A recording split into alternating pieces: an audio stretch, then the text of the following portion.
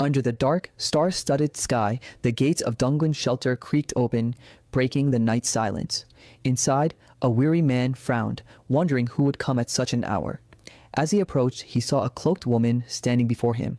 Without patience, he told her to leave, claiming the shelter was already full. But the woman's voice trembled as she pleaded for help, explaining she had nowhere else to go. Then she revealed a silver coin from her cloak, hoping it would change his mind. The man's eyes lingered on the glinting coin before he sighed and opened the gate wider, allowing her and the small child beside her to enter. The trio crossed into the dimly lit grounds, their shadows long beneath the full moon. He led them to a modest room, telling them that the shelter's rules and fees would be explained the next morning. With that, he turned to leave. The woman, Helen, bowed deeply and thanked him over and over. Inside the small room, Helen helped the boy sit on the simple bed. She placed a hand on his shoulder, telling him softly that things had been hard, but he should try to rest. She promised that the people he was waiting for would come soon. Comforted by her gentle words, the boy nodded and lay down to sleep. As moonlight poured through the window, Helen sat beside him, watching over his peaceful face. A sudden cough shook her body, blood staining her trembling hand. Gasping for breath, she whispered a final wish, that the boy might find happiness in his life. And then she went still. Moments later, the child stirred, calling softly to her. When she didn't respond, he reached out to wake her and froze. His small hand came away wet with blood. Panic spread through him as he screamed her name, his voice echoing through the quiet shelter. The commotion drew the shelter manager, who appeared with another woman, irritated by the disturbance. Clicking his tongue, he muttered about the trouble Helen had caused by dying there. The woman beside him asked what would happen to the boy. After a moment's thought, the manager decided the child could be useful. His hair color was similar to Pauline's, one of the women working at the shelter. They could pretend to be mother and son to earn sympathy and money. As Pauline entered, the manager ordered her to take the boy with her starting that day. The child sat silently on the bed, still in shock. The manager left, grumbling that the shelter wasn't a charity and that they needed to make a profit somehow. Donggun's shelter, outwardly known as a royal charity for the poor, was in truth a place of exploitation. Children were treated as commodities, their lives bound to the greed of those who ran it. Pauline looked at the boy with quiet sadness. Sitting beside him, she introduced herself and said he would now live with her. She took his small hand and told him gently that no matter what, he had to survive. If he could endure the pain, happiness would one day find him again. With a silent nod, the boy, Rowan, took her hand and followed her out. From that day, Rowan's life became one of begging. He stayed close to Pauline, whom he came to call Mother Pauline. Though their bond had begun as an act, her kindness was real. She shielded him from cruelty, protected him from bullies and vagrants, and gave him a sense of safety he hadn't known since Helen's passing. With her by his side, loneliness never took hold. 5 years passed. Pauline sat on a park bench one evening as the sun began to set. A cheerful voice called her name. Rowan, now 8 years old, came running toward her with a smile. He proudly showed her the bucket of coins he had collected. She praised his effort, and he quickly reminded her to rest too. Then, hesitantly, he mentioned a rumor he'd heard, that she would be leaving soon. Pauline nodded. She had found work as a maid in a noble's household. Rowan smiled through his sadness, saying she would do well anywhere. Laughing softly, Pauline ruffled his hair, teasing him to worry less about her. She thanked him for the past 5 years, her voice warm but tinged with farewell. Memories flooded Rowan's heart. How she had cared for him when he was lost and broken. How she had stood between him and harm again and again. His eyes filled with tears. Everyone he had loved, his parents, Helen, and now even Mother Pauline, seemed to drift away. Seeing his trembling lips, Pauline held his face firmly in her hands and made him look at her. She told him that people are never truly alone as long as they carry love in their hearts. Even if those they care about leave, their warmth remains inside. She told him to remember that, to hold on to every bit of kindness and love he'd received, and he would never truly be alone. Whenever loneliness threatened to overwhelm him, Pauline had told Rowan to close his eyes, place a hand over his heart, and remember that she would always be there, in spirit if not in form. Now, standing alone beneath the cold morning light, Rowan reflected on her parting words. The woman who had once been his shield, his comfort, his only family, was gone. He felt the weight of her absence pressing heavily on his chest, but her voice echoed in his mind, urging him to look inward, to open the eyes of his heart. So he did. As he focused on the quiet rhythm within his chest, a soft blue light began to glow from deep inside him. The world seemed to change. Even with his eyes closed, he could see. Every detail, every motion, every shimmer of life around him, as though the universe itself had opened to his gaze. His eyes flickered with that same ethereal blue light as realization struck. This was the power she'd spoken of, the awakening of his heart's eyes. In that moment, he could sense the warmth of the people he had lost. His mother, his father, Helen and Mother Pauline. They were all there, surrounding him like gentle whispers of light. Tears streamed down his face as he whispered a promise to never forget them, to live as they had taught him to. A year passed. The shelter remained as harsh as ever, its cold walls filled with the noise of weary children preparing for another day of labor. Rowan, now older and more composed, still wondered about Mother Pauline, where she was, whether she was safe, and if she ever thought of him. He had grown used to working alone, assigned to District 1, the shelter's most profitable area. His quiet nature and kind smile made him one of the best earners, earning him slightly better treatment from the managers. That morning, Blake, a tall, broad-shouldered boy who supervised District 1, gave him a friendly pat on the head. Blake had always looked out for Rowan, often saying he'd make sure no one messed with him. It was Blake who had unknowingly helped Rowan understand what he'd been seeing all along. Those glowing clusters of light that dance around people were mana. Rowan had learned to see not just the physical form of people, but their energy, the very essence of life flowing through them. To him, the world was painted in living color, swirling currents of light and emotion intertwined with every movement and breath. Even so, this gift came with a cost. Sometimes the dual layers of existence made his vision blur, his mind spin with dizziness. Blake often warned him to stay away from mana cultivation, insisting it was dangerous for the untrained. Rowan only smiled and nodded, never revealing that he already understood it better than most.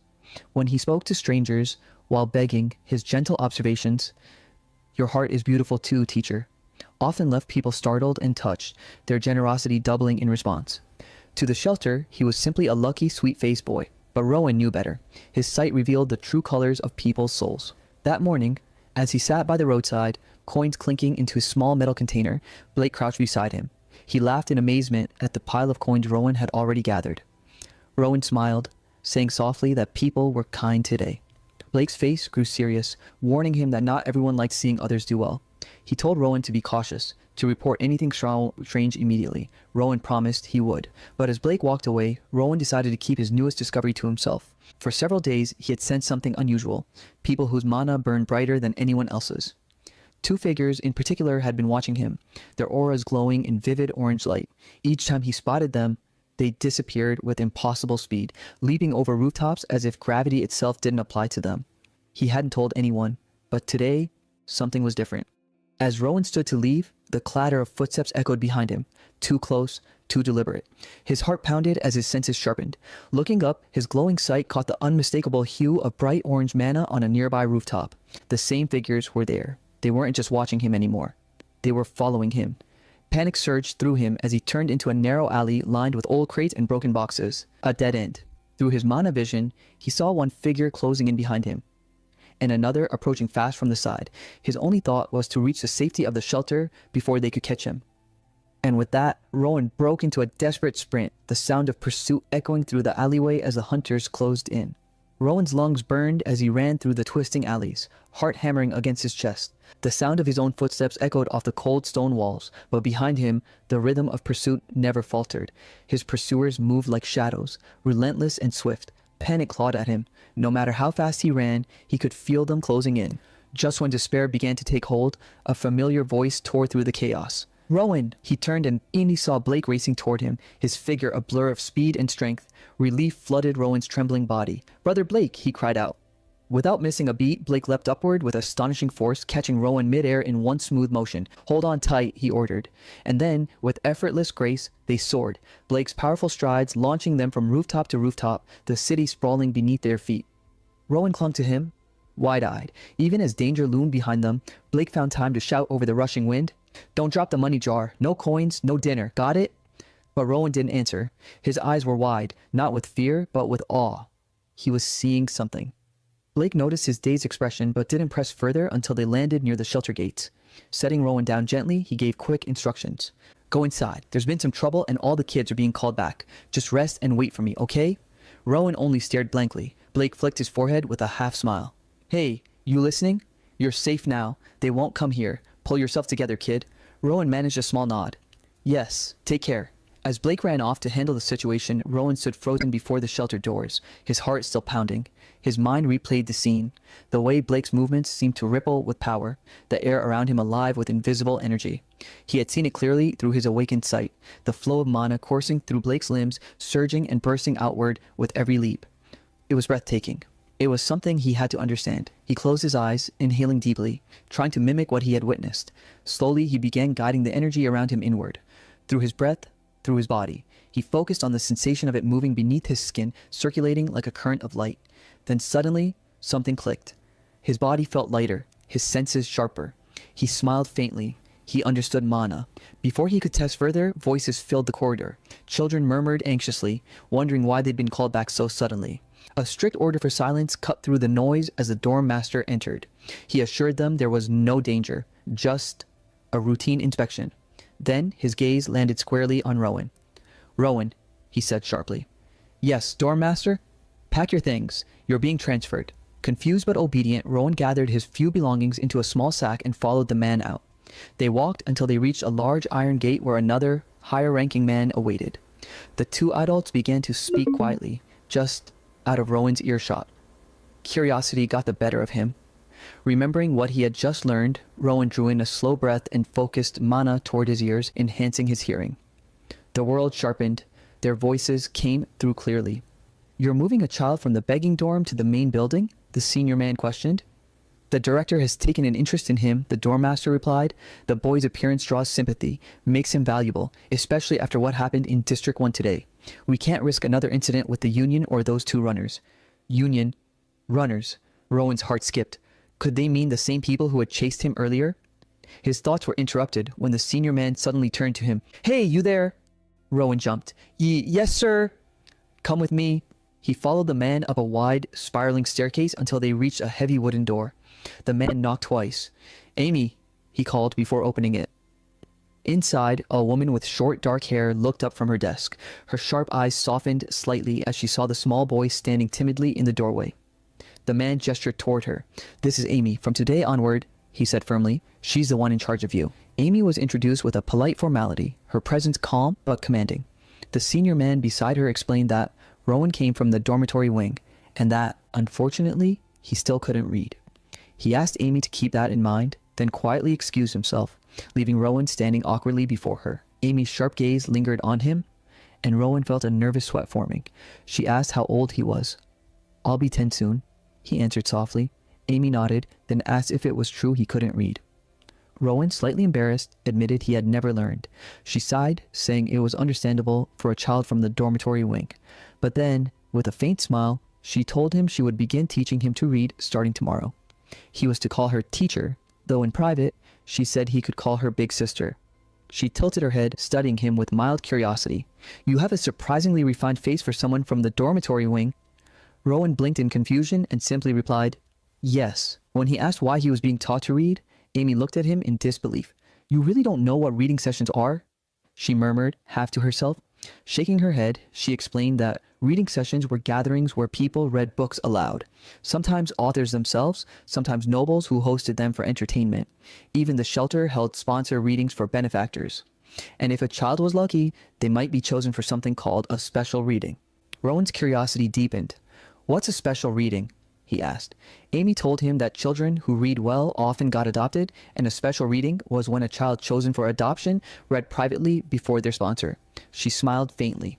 "But that's far off for you, isn't it? You don't even know your letters yet." Rowan nodded quietly. Amy studied him again. Despite his timid background, there wasn't a hint of fear in his eyes. Her expression softened. She gently patted his head and said, "Come with me." She led him to a room where several other children were gathered. "Everyone, this is Rowan from the dormitory wing," she announced. "Get along well and don't cause trouble." She pointed to an empty corner. "That spot's yours." Then with one last reminder to stay quiet, she left. Rowan looked around the room in awe. For the first time in his life, he had his own small closet. A simple thing, but to him it felt like a luxury. A boy named Theo turned to him, wide-eyed. "You really came from the dormitory wing?" Rowan nodded. Theo grinned, saying it was the first time someone from there had joined their group. He introduced the others, Noah, Hayden, and Lily, and assured Rowan that they weren't like the rough kids from the dormitories. "Good news," Theo added with a smile. "You won't have to go begging anymore. We just take care of the library and help guests. Our group manages the books here." That one word, books, echoed in Rowan's mind. Later that night, as he lay in his new bed, he thought about Mother Pauline's words. She once told him that books held all the world's knowledge, that someone with his curiosity would one day fall in love with them. Now, surrounded by shelves of stories, Rowan smiled faintly. His wish had come true. The moonlight streamed through the window, soft and silver, wrapping the room in a peaceful glow. For a moment, it felt like the happy ending of a fairy tale. Time passed. Rowan's reading improved quickly. One day, Amy called his name, asking him to bring the book he'd read that day. She flipped through it quietly, her face unreadable. Rowan waited nervously. Then, after a moment, she smiled. "You've done well. You can move on from children's stories to District 2 novels now." Relief washed over him. He thanked her, but couldn't help wondering what had caused her to pause earlier. Still, the thought of reading books from District 2, the adult section, filled him with excitement. Amy allowed him to stay a little longer. Rowan eagerly roamed the shelves, scanning one title after another. So many stories, so many worlds waiting for him. Then a massive set of volumes caught his attention. Their title read, "The Birth of the Grafton Kingdom and the Union." He opened one, fascinated by the maps and detailed histories inside. The book told of how the world had been unified, one kingdom and 6 principalities after a long war. To maintain peace, the king had formed an organization called the Union, which had governed for over 2 centuries. Rowan wondered if that meant they were all noble and good. But then, confusion crept in. If the Union was so righteous, why had Blake run from them? And why did the shelter seem to keep its distance? Something didn't add up. As he closed the book, a quiet question lingered in his mind. One that refused to fade. What were they hiding? The next morning, Rowan dusted the shelves, mana humming softly within him. His movements were steady, controlled. He had learned to let mana flow even while working, not just in still meditation. It wasn't perfect yet, but every breath, every motion brought him closer to mastery. And as sunlight filtered through the windows, Rowan felt it again, that same quiet determination that had led him here. The will to learn, the hunger to know, and the feeling that this was only the beginning. He had been training hard, carefully circulating mana through his body while he worked. But no matter how much effort he put in, the density of it refused to grow. It stayed thin and faint, just out of reach. Rowan sighed, but didn't let frustration take over. He decided to keep going, slowly, step by step. A moment later, the sound of a bell echoed across the room. The call to assemble. Amy entered, followed by a tall woman with fiery red hair, the deputy director. Her sharp eyes scanned the gathered children, her presence instantly silencing every whisper. She moved her gaze from one face to another, murmuring thoughtfully as if deciding who was worthy. Then she called out the names: Theo, Lily, Noah, and Rowan. Rowan blinked, surprised. His name?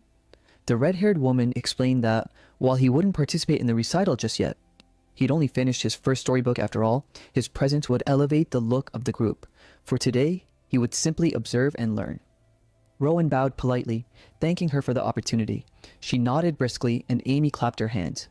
"All right, you heard her. Get changed and meet in the reception hall." A few of the boys who weren't chosen muttered under their breath.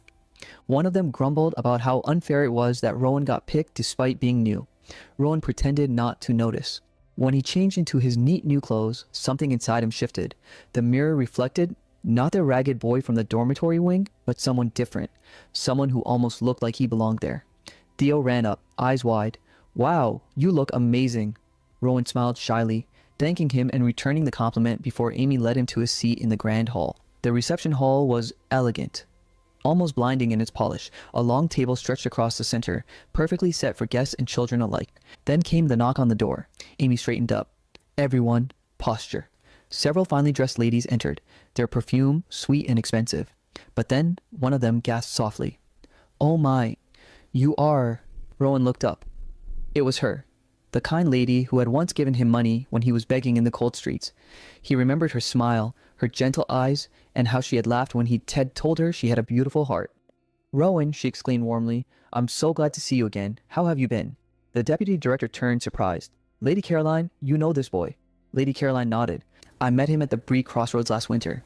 Rowan bowed politely, offering a soft smile. She beamed at him, saying he looked even lovelier than before. The deputy director quickly added that, thanks to the shelter, Rowan had learned to read and write. Delighted, Lady Caroline clapped her hands. Then perhaps he could do today's reading. The deputy director hesitated. He was only supposed to observe. Oh, what a shame, Lady Caroline sighed. I truly wanted to hear him read. The room went quiet. Then the deputy director smiled faintly. Perhaps he could read the final chapter as a small trial. Lady Caroline's face lit up. Splendid idea. As Rowan stepped forward, a strange calm filled him. He hadn't rehearsed the lines, yet somehow they were already etched into his mind, flowing back to him as if whispered by the book itself. His chest tightened with a sudden, unexplainable emotion. And before he could stop himself, he looked right at Lady Caroline and said, softly but clearly, "I like you." The room fell silent for a heartbeat, then erupted in quiet gasps and gentle laughter. The lady smiled, utterly charmed. Rowan began to read. His voice carried the gentle hum of Mana as the words took shape. The story unfolded. Duke Roger's quiet confession to Barry, her trembling attempt to look away.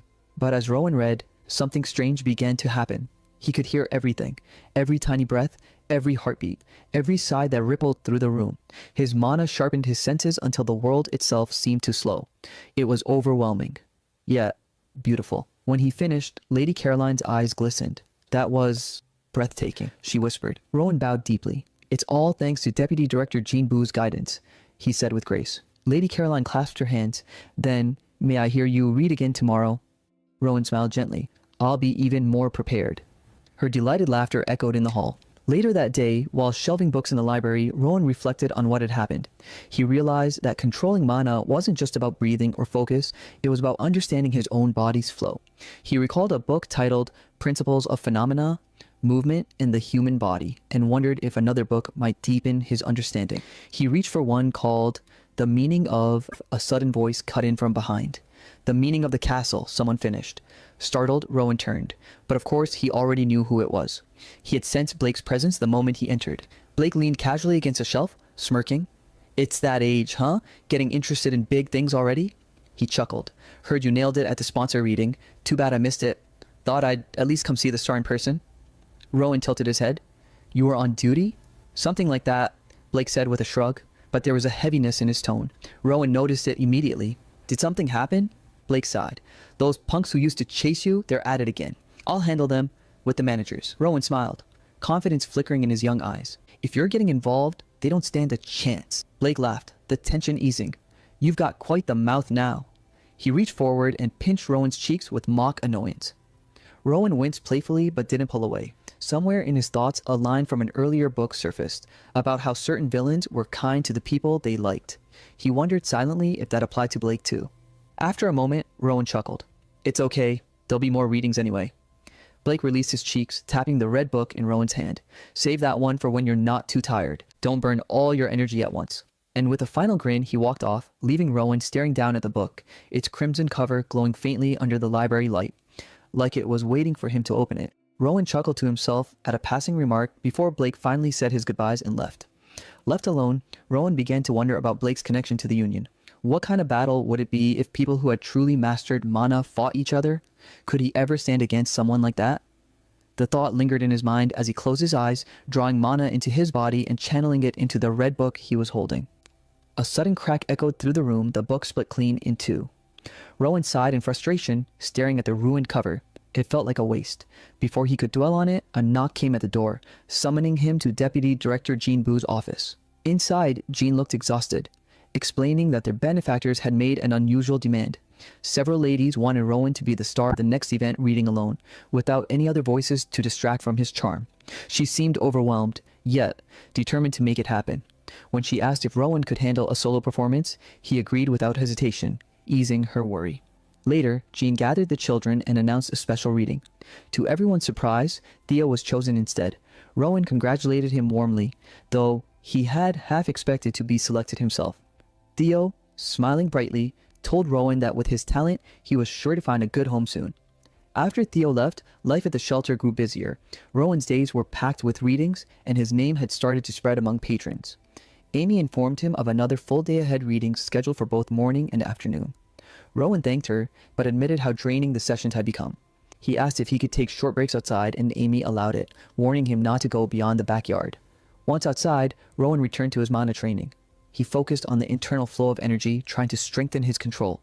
He could feel progress, but he also realized how difficult it was to maintain concentration. Maybe his body itself was the limit. Still, he stayed patient, determined to overcome the weaknesses he had observed in others. He remembered how Blake had been exhausted after carrying him. and how even the union members seemed to run out of strength quickly. It made him wonder if stored mana had its own limits or if external mana could be used instead. Focusing on a leaf, he channeled his energy carefully. To his surprise, the leaf floated upward, confirming his theory. Time passed, and another special reading was announced, this time for Lily. The children congratulated her, and Lily approached Rowan nervously. She started to say something, blushing and stammering, but before she could finish, other kids whispered that the director would never let Rowan go, calling him their golden goose. Distracted, Rowan missed Lily's words, and when he asked her to repeat, she quickly brushed it off and left with her friends, her cheeks still red. Later, Rowan thought about what it would be like to leave. He imagined a new home, more books to study, and perhaps answers about mana accumulation. The next day, while practicing in the backyard, he was now able to move pencils effortlessly with his mana. Then a sound caught his attention, a faint thud. He turned and saw Agar, the dormitory supervisor, collapsing by the wall. Rowan rushed over, sensing the man's mana flickering weakly. Another man appeared and helped Agar to his feet, muttering angrily about the union. The word struck Rowan, filling him with unease. The man told him curtly to forget what he'd seen and go back inside. Rowan obeyed quietly. Not long after, Amy announced that the afternoon sponsored reading was suddenly cancelled. All the sponsors had been sent away and the children were told to return to their dorms immediately. Confusion filled the air. Such a thing had never happened before. Amy approached Rowan personally, her tone serious. She placed her hands on his shoulders and told him to get ready. He had a special reading to attend. Rowan adjusted his tie, unsettled by the sudden change. Amy's expression was more somber than ever. The recent events, Agar's collapse, the talk of the union, the cancelled readings all swirled in his mind. Something was off. Amy turned and instructed him to follow. As they walked, Rowan asked if Lady Caroline was the one who had requested him. Amy paused, then quietly said, "It was someone else." Her voice carried a weight that made him uneasy. She didn't explain further. The path they took led them away from the main building, deeper into the woods, until they stopped before an unfamiliar, ominous structure. A worn sign read, "Shelter Annex." A wave of dark mana rippled through the air as Rowan stepped closer to the building. The pressure was suffocating, heavy enough to make his skin crawl. A man, likely the director, appeared at the entrance with a strange smile. He greeted Rowan and Amy hurriedly, insisting they come inside. The door closed behind them with a slow, echoing creak, sealing out all light. The entire building was windowless, the air thick with tension. Rowan's senses sharpened as he caught fragments of a hushed conversation nearby. The deputy director and the director whispering urgently. They spoke of salvaging what they could, of escaping before something arrived, and of a spell that had to be completed. Soon, the director turned to Rowan, pointing toward a single ornate chair. He ordered him to sit and read from the book placed there, saying it was part of the spell's condition. Rowan sat down, the heavy book resting in his lap. His instinct screamed at him that something was wrong. The room was dim, cold, and at its center lay a circular pit, pulsing with a strange purple glow. From it, Rowan felt the densest concentration of mana he had ever encountered. When the director commanded him to begin, Rowan started reading aloud. His voice filled the still air, echoing through the shadows. As he read, he felt the mana in the pit stir, as if something vast and unseen had awakened. It wasn't just mana, it was alive. It listened. With every word, Rowan felt emotions not his own washing over him. Joy, sorrow, anger, loneliness, regret, all at once. Then the realization struck. His own mana was being drained, pulled into the pit. He gritted his teeth and focused. He couldn't allow it to take everything. If this shelter really was being hunted, he needed his strength to survive. Drawing on every ounce of willpower, he tried absorbing the ambient mana around him, pulling it inward to stabilize his flow. The air around him began to swirl. Streams of raw energy gathered, wrapping around his body in a visible current. Against all odds, he gained control. He had managed to bend the mana flow to his will. The room remained quiet except for his voice. No new presences had entered, meaning the union hadn't arrived yet. He had to stall, keep reading, keep the ritual alive until help came. In the shadows, the deputy director grew uneasy, whispering to the director that Rowan had been reading for far too long. The director's tone grew sharp. He muttered that the fruit should have ripened by now. Something wasn't going as planned. Moments later, the director and his deputy moved toward the back, fidgeting with a hidden mechanism behind a statue. A click echoed, followed by curses and hurried footsteps. Rowan sensed motion below. Then came a sickening thud. Someone had been struck. When he looked up, he saw the supervisor, Agar, lying on the ground, blood pooling beneath him. The director's voice rose in anger as he accused Agar of betrayal. The air erupted with chaos as the director and deputy fled down a spiral staircase, chased by writhing tendrils of dark energy. Rowan followed quietly, descending into the shadowed basement. What he found below froze his blood. A grotesque, tree-like sculpture stood in the center of the chamber, its trunk formed of countless human bodies twisted together, faces frozen in agony. At its core was a single figure, pierced through the chest by a sword. Rowan's breath caught as recognition set in. It was Pauline, his mother. Before he could react, the director appeared behind him, shouting accusations and grabbing his arm. Blake's voice echoed across the room, cutting through the noise. He confronted the director, accusing him of murdering the other leaders. The director only laughed, calling it a game. Blake raised a shriveled fruit, saying he had followed them when they vanished and found this monstrous creation. Pressed to the edge, the director admitted everything. Rowan had been brought here as fuel, to create another fruit before the pursuers arrived. The ritual wasn't about knowledge or protection, it was sacrifice. Blake's fury ignited. He drew his sword and struck toward Pauline's figure. In that moment, Rowan remembered a question he'd once asked Blake. Why didn't he carry a sword? Blake's cryptic reply echoed back. He needed it for something else. And now he understood. The sword impaling Pauline was Blake's. Red energy flared around Blake's hand as the director yanked Rowan forward, covering his eyes. A sudden motion, a flash of pain, and Blake's gasp tore through the silence. Blood splattered across his face as Rowan's power exploded. An overwhelming wave of chaotic mana erupted from him, devouring everything in its path. The room trembled, the air screamed. The director's body was hurled to the floor, lifeless. Rowan stood at the center of the storm, eyes glowing with unnatural light, his body trembling but unbroken. Blake could only stare, whispering in disbelief about Rowan's power, how he had managed to grasp blood telling. Blake could only stare, whispering in disbelief about Rowan's power, how he had managed to grasp blood telling, a forbidden art. But Rowan wasn't listening anymore. His gaze turned toward the grotesque tree. He stepped closer. His trembling hand reached out and touched the spectral image of Pauline. Tears streamed down his face as a gentle warmth flowed from her form into his chest, the last of her mana. The hideous tree pulsed once with a bright blue glow before crumbling into dust. When it was over, only a faint red light lingered, and the silence of grief filled the room. Rowan felt something shift deep inside him, a quiet breaking of who he once was. In that still moment, a new presence stirred within, echoing a single plea, just a little more time. A warm, nostalgic energy flowed through him. It was Pauline's mana. Her essence merged with his, carrying faint traces of memories and love long forgotten. He could almost hear her voice, reminding him that even in loneliness, love remains, that the people we hold in our hearts are never truly gone. He remembered her gentle guidance, how she once taught him to close his eyes and look inward, to find strength and warmth in the connections he cherished most. Even with time frozen around him, the bond he shared with his mother stayed eternal. That love became his anchor. Blake's impatient voice broke the silence. He asked if the touching reunion was finally over, saying he'd waited long enough. He spoke casually, but there was a threat behind his tone. He told Rowan to come with him or die quietly, though he admitted it would be a waste to kill someone with such potential. Rowan calmly asked where Blake planned to take him. Blake explained they would likely be sent to another farm, a place where children were turned into living trees, just like the grotesque one they'd destroyed. Rowan would help him manage them. That, Blake said proudly, was the work of Rattel, his organization. Their leader sought to reshape the world through black magic, and Blake served him faithfully. Rowan's eyes hardened. He asked if Blake had created the tree himself. Blake scoffed, claiming he merely tended to it, that it was the creation of the high priest. He tried to sound modest, though his smugness betrayed him. Then he pressed Rowan for an answer. Time was running out. Rowan's response was quiet but steady. He refused. Blake's smile faded. With a frustrated sigh, he lunged forward, sword flashing in the dim light, but before his blade could strike, blue lightning surged around Rowan, freezing the weapon midair. Blake's eyes widened. He couldn't move. Rowan stared at him coldly and asked the question that had haunted his thoughts. Did Blake kill Mother Pauline? Blake only sneered, asking why it mattered. Whether he did or didn't, what difference would revenge make? That was all Rowan needed to hear. The lightning around him intensified, crackling through the air as his voice rose, filled with raw power. He swore that he would not let Blake live. In a single motion, Rowan twisted his wrist, disarming his opponent.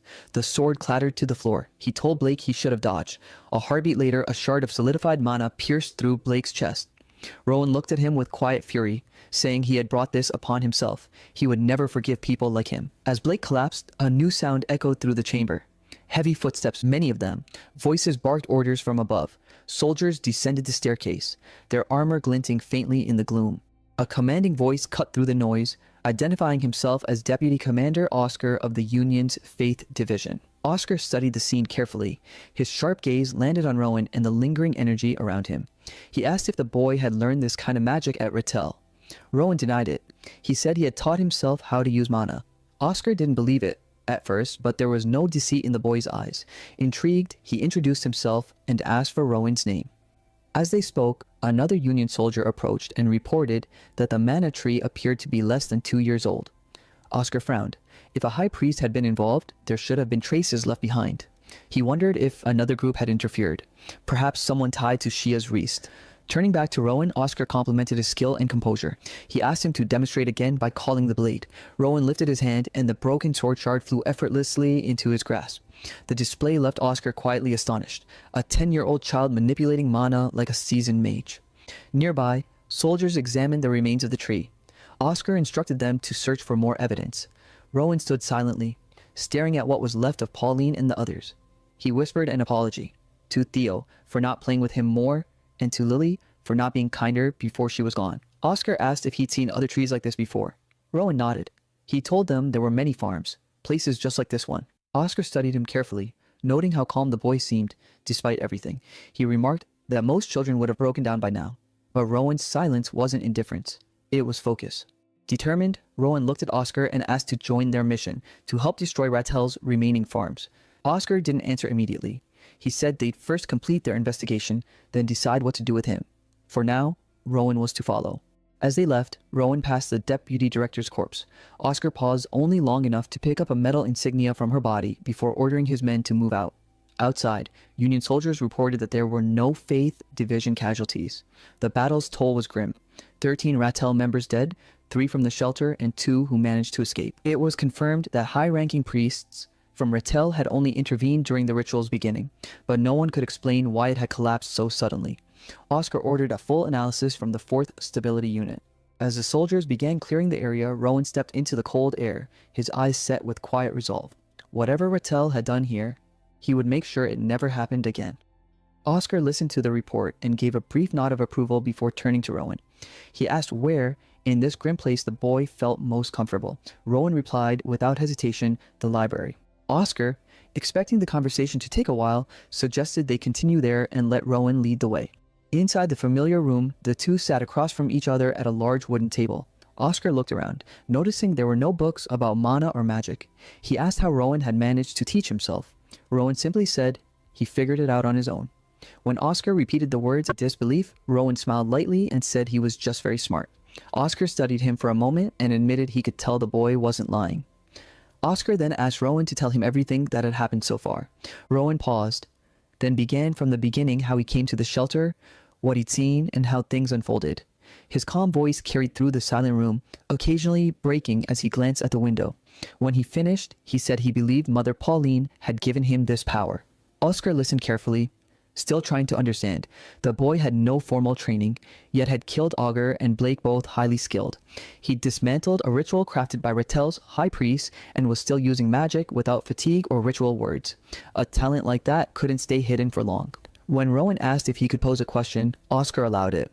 Rowan asked about the tree. Oscar explained it was a black magic device, built using human life as the base. Rowan remembered the talk of fruit and wondered what Rattel wanted with it. Oscar said the fruit was a condensed form of life energy, a crystal of mana. He showed Rowan the withered fruit Blake had been carrying unfinished, but valuable. Eating it granted instant growth in mana and fetched huge sums on the black market. Rowan then asked about the reading sessions. Oscar said they were part of the ritual stability, a method to help the tree absorb mana and produce better fruit. Rowan thought back and said the tree always seemed to listen, almost like a person. Before becoming a tree, it had been human with feelings. Oscar agreed quietly. When Rowan asked to continue, Oscar nodded. Rowan wanted to know what telekinesis was. Oscar explained it was a form of magic that allowed objects to move with mana, like how Rowan was manipulating the sword shard. Rowan accepted this, admitting he didn't know much about magic yet. Oscar estimated his telekinesis was at a Class 1 level, though unconventional. Confirming Rowan's age as 9, he brought up the boy's earlier wish to join them. He asked why Rowan wanted to trust the Union when he had been betrayed before. Rowan admitted he didn't fully trust them, but said his intuition told him Oscar was a good person, someone bright and pure. The words caught Oscar off guard. He asked if trusting someone for that reason wasn't too naive. Rowan replied that he was good at reading people. Oscar explained that letting Rowan join wasn't his decision alone. The Union couldn't just involve an outsider. Rowan asked if that meant he wasn't strong enough. Oscar said ability wasn't everything, some things mattered more. Rowan's face fell, but Oscar clarified he didn't mean anything was wrong with him. It was just that making an exception wasn't simple. Rowan pressed if age mattered more than skill. Oscar admitted Rowan's talent was remarkable, but experience mattered in decision-making. When Rowan asked if Oscar meant his judgment was poor, Oscar chuckled awkwardly, saying he hadn't gone that far. To test him further, Oscar decided to treat the talk as a mock interview. He asked why Rowan killed Augur.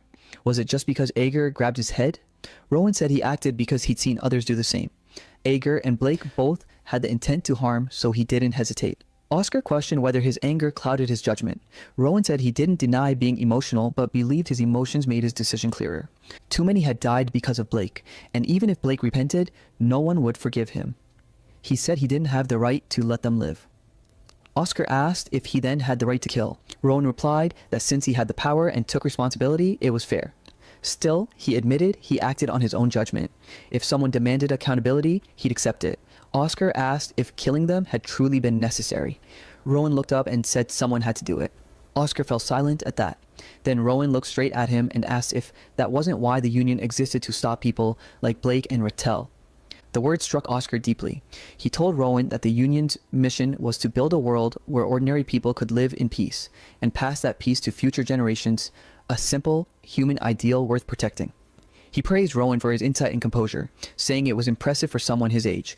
Finally, Oscar explained that the Union's 1st Division was focused on eradicating Rattel's farms and restructuring its branches, a mission that could take years to complete. Oscar's tone shifted slightly as he looked at Rowan. He told the boy that if he truly wanted to help, things could be different. Rowan tilted his head, asking what he meant. Oscar's answer was simple. Go to the Union. Prove what you can do, and I'll recognize you as one of us. He added with a faint smile, shall I place some expectations on you? At the shelter gate, a horse stood ready. Oscar's voice carried authority as the Union members gathered around him. He briefed them on the mission how Dungan's shelter had exploited orphans and runaways, hiding their crimes under the guise of religion, performing human sacrifices, and feeding Rattel's black magic.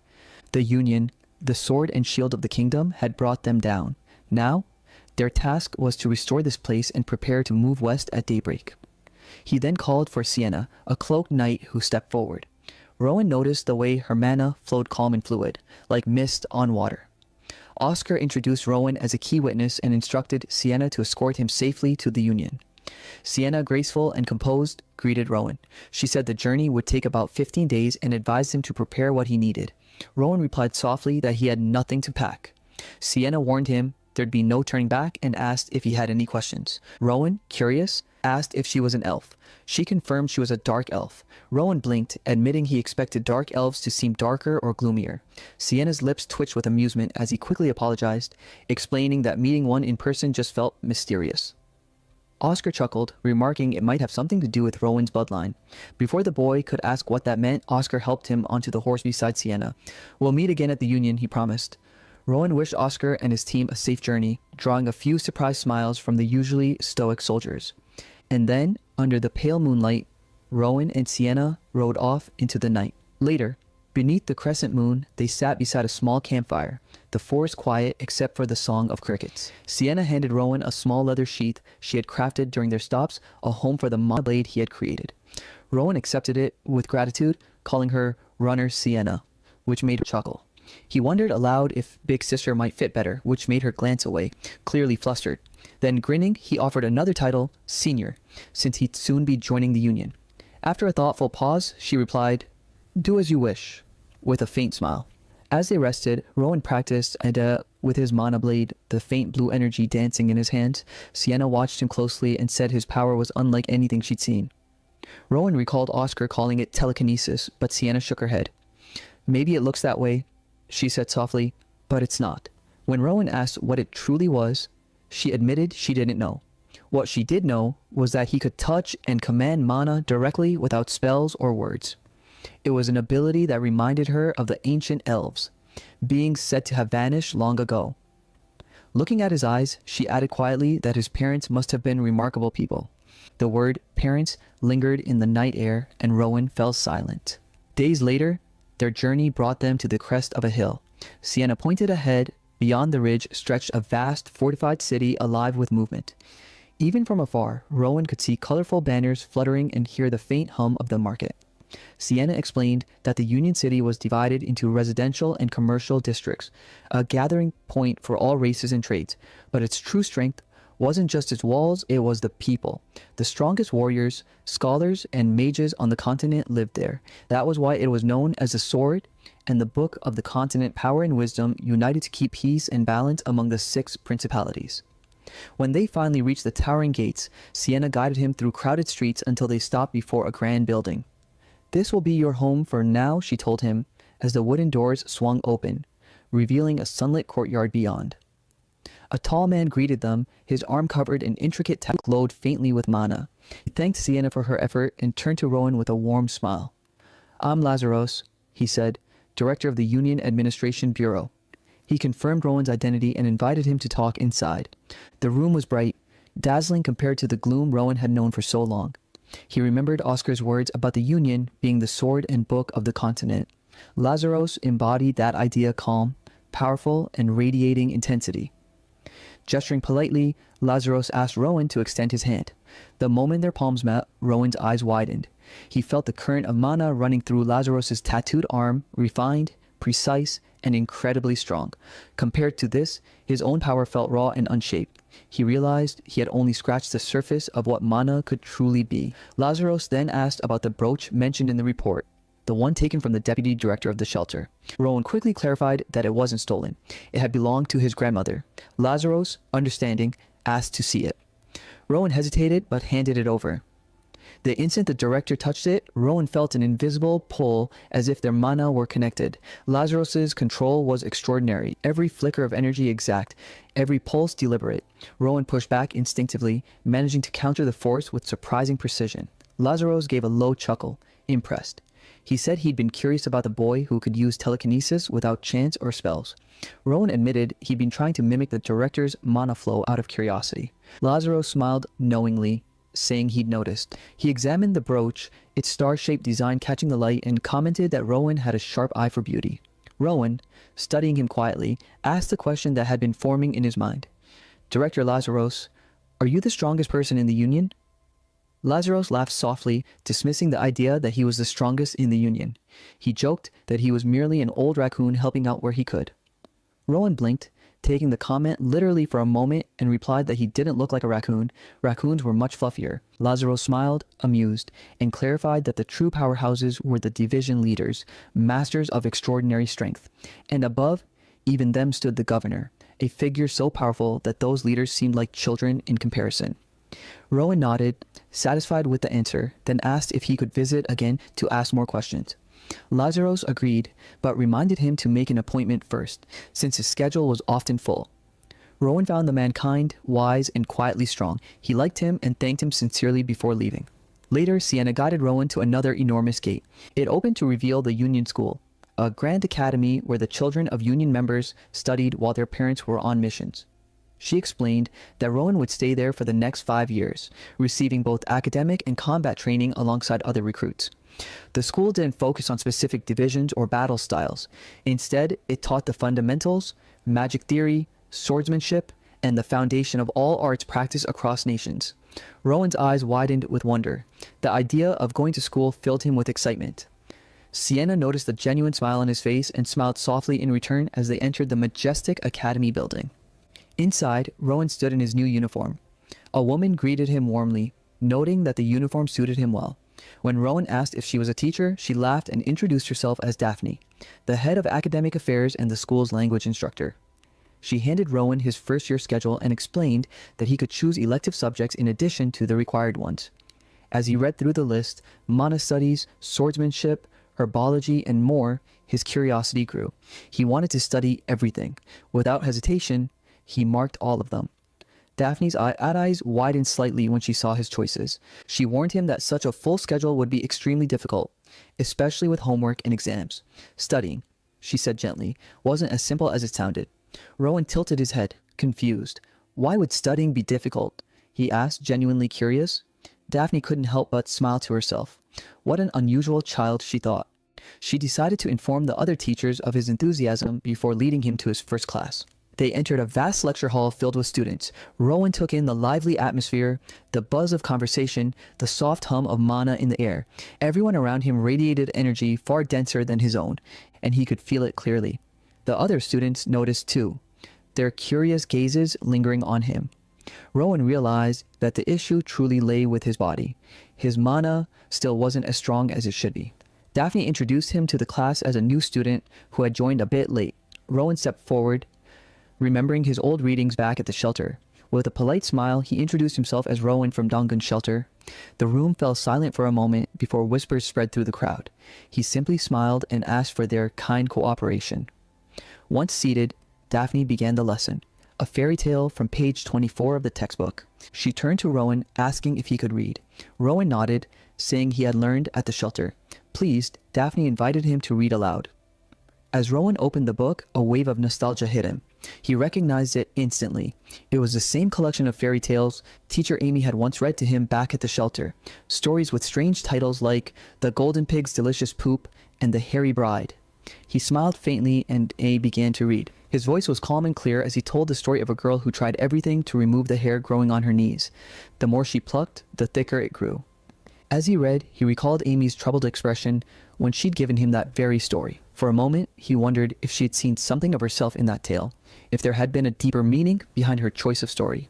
Then he shook the thought away. Some things were better left unexplored. He finished reading the passage where the girl finally found peace. Closing the book, Rowan reflected silently that understanding people was far more complicated than any lesson in class. A girl in the audience watched him thoughtfully, her expression unreadable. Then, the room erupted in applause. Even Daphne clapped with visible admiration. She thought to herself that an extraordinary child had just joined their school. After class, several students gathered around Rowan. They complimented his reading, saying the story had felt alive when he spoke. One of them added that they'd never seen Daphne so impressed before. Rowan thanked them politely, a little overwhelmed by the attention. Among the students, one girl stood quietly apart. She had brown hair and sharp green eyes that seemed to look straight through him. In her mind, a realization formed. She had seen him before. He was the same child who had appeared in the tree's vision, the one surrounded by ruin. Sophie Pavle, the class representative and president, approached Rowan with confidence and introduced herself. Rowan shook her hand politely, and they exchanged a few pleasant words. Curious, Sophie Esso asked what elective he had chosen for his next class. Rowan replied that he had signed up for basic swordsmanship. Seeing the dagger at his waist, Sophie assumed he wanted to become a union member someday. Rowan didn't correct her, though in truth, he had signed up for every elective. Still, he asked if swordsmanship was necessary to join the union, admitting that holding a sword didn't feel quite natural to him. Sophie gave him a puzzled look, uncertain how to respond, while Rowan wondered if he had said something wrong. Before long, the students made their way to the swordsmanship training grounds. A strict-looking instructor stood waiting before a line of training dummies. Taking a deep breath, he shouted that the equipment would be distributed on a first-come, first-served basis. Instantly, the students bolted forward. Rowan blinked in surprise as his classmates rushed past him, shouting for him to hurry up. It took him a moment to notice. They were using mana to boost their speed. A spark of excitement lit up his eyes. So everyone here could use mana too. With a grin, he channeled his own energy, and a flash of blue light surrounded him as he sprinted forward, effortlessly overtaking the others. The students gasped in disbelief. Sophie, among them, could hardly believe what she was seeing. Rowan moved like the wind, his small frame cutting through the air with impossible speed. He laughed, calling out to his new friends to catch him if they could. His laughter carried across the training field, filled with pure exhilaration. The instructor, Diego Sanchez, watched closely, eyebrows raised. That speed was beyond ordinary. Stroking his chin, he wondered if the boy had already undergone mana cultivation training. He decided to observe him carefully. Once everyone caught up, panting and sweating, Rowan stood completely unfazed. Running with mana alongside others had felt exhilarating. Sophie, on the other hand, was still catching her breath, looking at Rowan as though he might not even be human. She couldn't believe he wasn't tired at all. When Rowan commented that the run had been fun, she could only nod weakly in agreement, her mind racing with disbelief.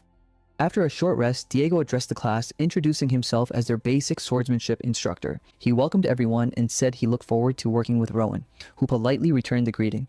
Then Diego ordered everyone to grab a wooden sword from the racks. Rowan didn't move. He stood quietly, watching the others collect their weapons. Diego noticed and asked why he hadn't picked one yet.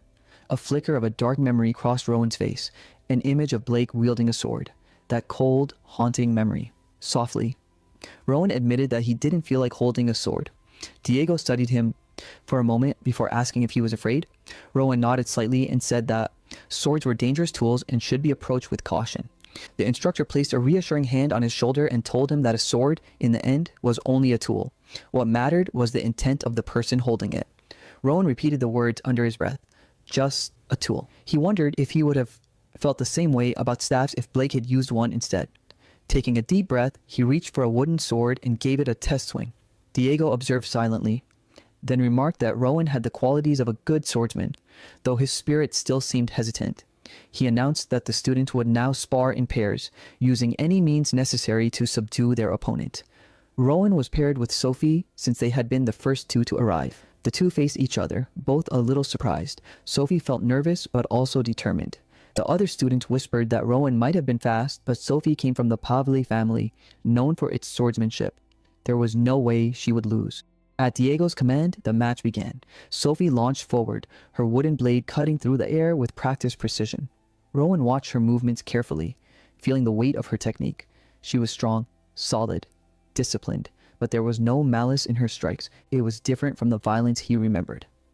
As he adjusted his footing, his body naturally settled into a calm, balanced stance, steady and instinctive. Both Sophie and Diego noticed immediately. His form was flawless, a stance perfect for both attack and defense. For someone holding a sword for the first time, it was unbelievable. Determined not to lose after the earlier race, Sophie clenched her jaw and struck again, this time faster and harder. Her sword came down in a fierce arc, but Rowan sidestepped effortlessly. She blinked in shock. Did he just dodge that? She swung again, aiming for his chest. Rowan parried. Another strike toward his shoulder, deflected. Then his head dodged again. Each of her blows met calm precision, his movements fluid and unhurried. And before Sophie could realize what had happened, Rowan shifted, turned his wrist, and gently tapped the wooden blade against her neck, signaling the match's end. The crowd went silent.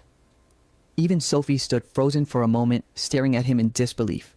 Rowan, meanwhile, simply lowered his sword and offered a polite smile, unaware of how extraordinary he had just looked. Sophie quickly realized something astonishing.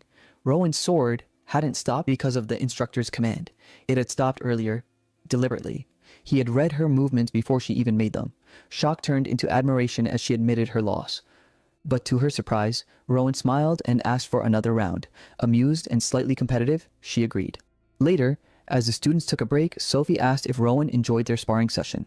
She admitted he was impressive, remarkably skilled for someone holding a sword for the first time. Rowan responded humbly, saying his early wins were pure luck, and that she'd clearly beaten him in the later rounds. Sophie grinned, telling him they should spar again sometime. As the group rested, another student sighed in relief, happy that the next class was basic magic studies, which they called an easy break. Rowan tilted his head, confused. He asked why learning magic would be considered a break if they were all training to become union members. His classmates exchanged surprised looks at his earnestness. One of them explained that magic wasn't simple. It demanded intense mental effort, and though their next teacher was one of the best, it was still a tough subject. Rowan's curiosity grew when he heard about this amazing person.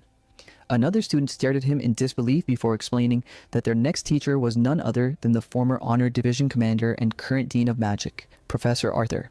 When the class gathered in the large lecture hall, the atmosphere shifted. A strange, intricate magical device shimmered near the front. Then, the door creaked open and an elderly man stepped inside.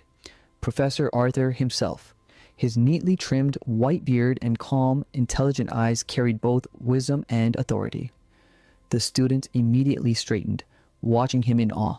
Sophie leaned closer to Rowan, whispering that this was the teacher she mentioned earlier, the legendary Dean of Magic. Rowan could sense the dense, powerful mana radiating from him, even stronger than what he had felt from Director Lazaros. It made him wonder how powerful the top figures in the Union truly were. Professor Arthur greeted the class, noting there was a new student. Rowan stood and introduced himself politely. He remarked that some students might find the class boring just from observation, his tone teasing yet sharp. A few students chuckled nervously, clearly already tired. Rowan, however, remained determined. He silently promised himself he'd become a magician and join the union, no matter how long it took. Arthur seemed amused by his enthusiasm, calling him a spirited child. But then, he asked if Rowan understood that the path of magic was far more difficult and demanding than swordsmanship. The question made Rowan recall his classmates' earlier reactions. He admitted he'd just learned about it and asked why that was the case. Instead of answering, Arthur gestured towards Sophie, inviting her to explain. She explained that magic required immense study, precise control, and placed heavy strain on both body and mind. Even with rare talent, it took a decade just to reach Class 1 status. Arthur nodded, confirming her words. He added that most students couldn't become full-fledged union members upon graduation because of that difficulty. Rowan listened closely, his mind already turning over the challenge.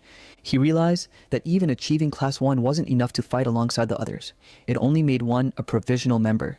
Remembering Oscar's advice, Rowan said with sudden conviction that he would aim for Class 3 magic before graduation. The bold declaration made Arthur pause, one eyebrow arching in surprise. With a faint, knowing smile, the professor asked if Rowan even understood what Class 3 entailed. Rowan admitted sheepishly that he didn't know much about it at all. Arthur sighed lightly, amused by the boy's naive confidence. Then let's start from the beginning, he said, turning toward the large blackboard as the lesson on real magic was about to begin. Professor Arthur began his lesson by addressing a fundamental truth. The Union was largely composed of swordsmen, while magic had evolved into a discipline that sought truth and wisdom rather than combat. He turned to the blackboard, his chalk moving swiftly as he wrote a sequence of intricate runes. It was, he explained, a spell to create a fire arrow. Then he asked the class if anyone could spot the mistake.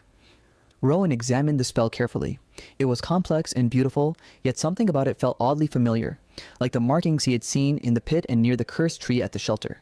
When no one answered, Arthur reassured them that it was fine. Even simple spells could be deceptive.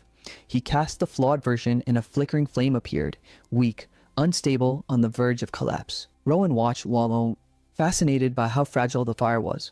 Arthur explained that magic was incredibly precise, and even the smallest error could ruin a spell. Then, with a single correction to one rune, he recast it. This time, the fire arrow burst into existence with radiant intensity, stable and strong. The class gasped in amazement. Arthur used the moment to explain that even tiny adjustments could alter a spell's nature, but to find those details, a magician needed immense patience and understanding. He demonstrated how the same spell could be modified into a fireball, but warned that it required more mana and placed greater strain on both mind and body.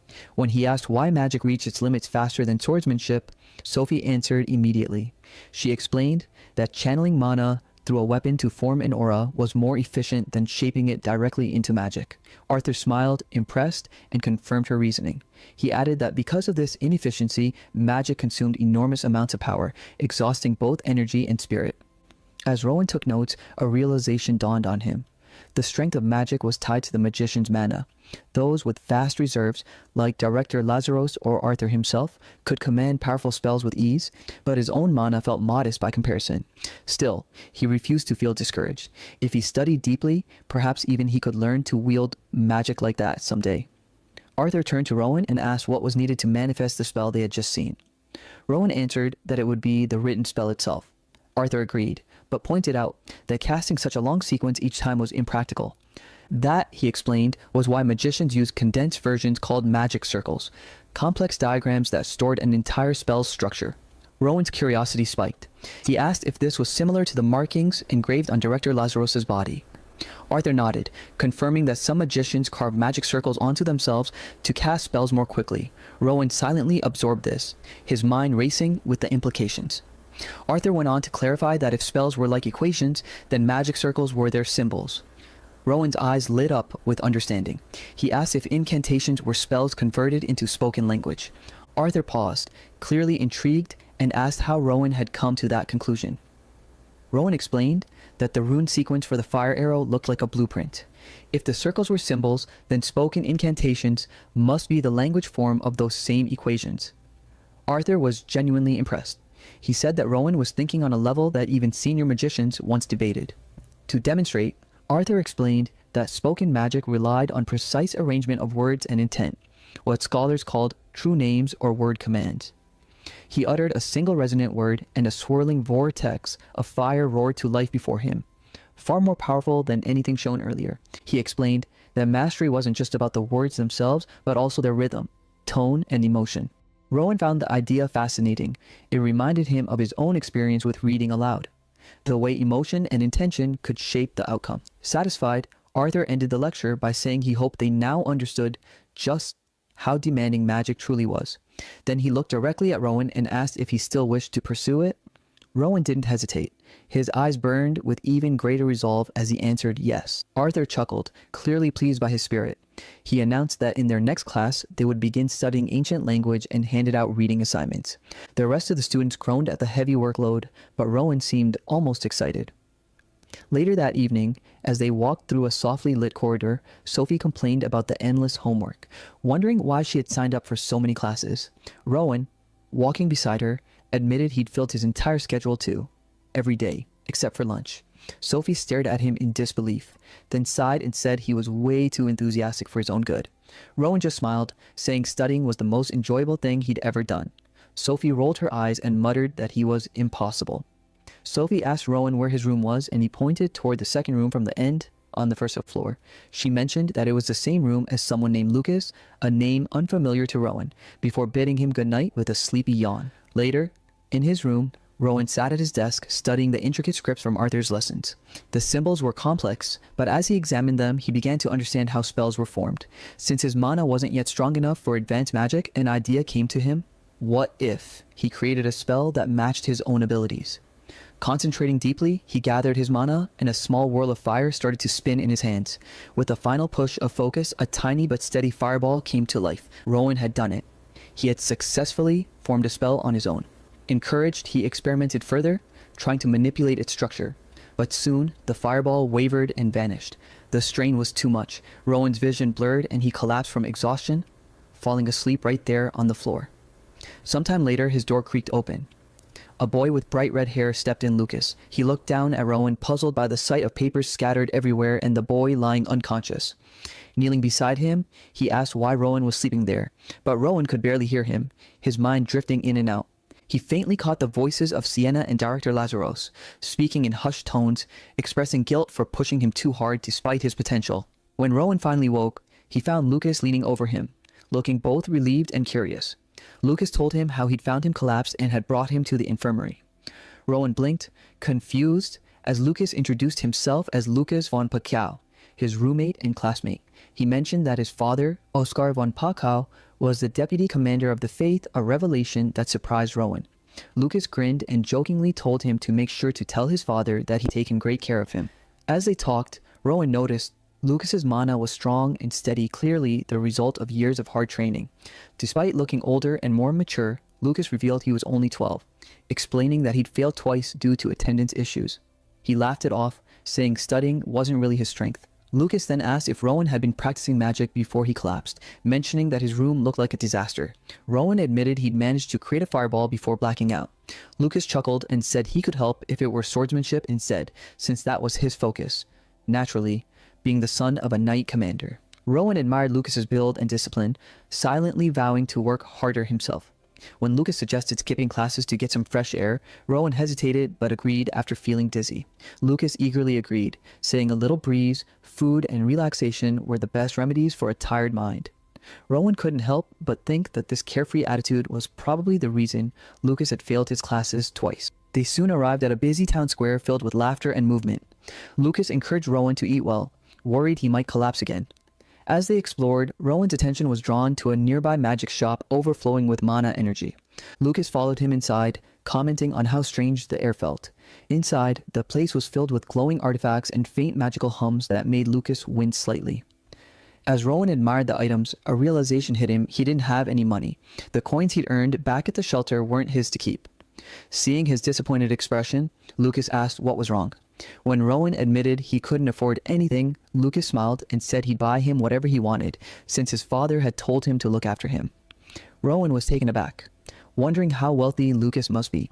Lucas quickly waved it off, admitting he couldn't buy everything in the shop and showed a small handful of coins, grinning sheepishly. The two stood there, surrounded by glowing relics and gentle hums of magic, one eager, the other quietly grateful, their friendship beginning to form in the soft light of the enchanted shop. Rowan's mood sank again, and Lucas sighed, telling him to just pick one thing for now. Something small, maybe a book. It would at least keep him busy for months. He muttered under his breath about how expensive books had become, while Rowan's eyes wandered toward a peculiar item said to bloom only under moonlight. Wanting to find something more affordable, he continued to browse. That's when his gaze stopped on a strange, dark, egg-shaped stone resting quietly on a shelf. Curious, Rowan picked it up. A faint, murky aura surrounded it, and a magic circle shimmered faintly across its surface. He figured that might be why the price was so low. It felt mysterious, oddly captivating. The shopkeeper noticed his interest and walked over, explaining that the object was known as the Stone of Goetia.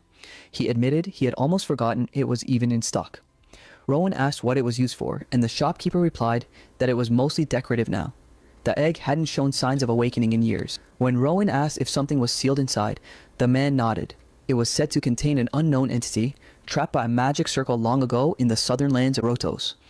The seal had remained unchanged ever since.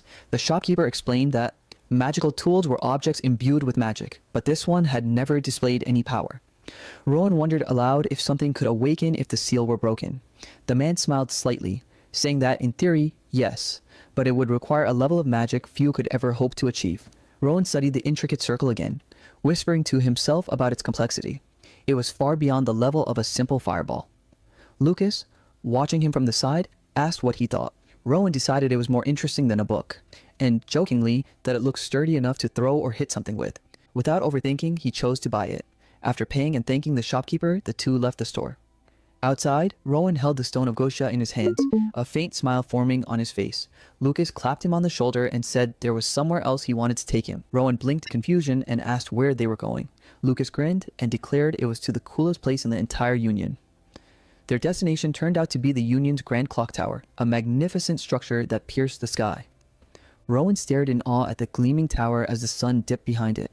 Lucas asked if it was impressive, and Rowan nodded, asking if this was really the Union's center. Lucas confirmed it, explaining that the governor and the captain both resided there. When Rowan asked if he'd ever met them, Lucas said he had once seen the former captain as a child, describing him as a man in a white suit, someone who stood out like a swan among crows. Rowan admitted he didn't know much beyond what he'd read in books, that even a commander of the 7th rank possessed power enough to subdue an entire city. The captain who led those commanders, he mused, must be strong enough to conquer a whole nation. And above all of them stood the governor, a being so powerful that even kings acknowledged his authority. As they gazed at the massive clock tower glowing in the sunset, Rowan gripped the Stone of Goetia tightly. Those figures, the governor, the captain, they seemed impossibly distant now. But deep inside, Rowan felt a quiet determination. Someday, he would reach their level too.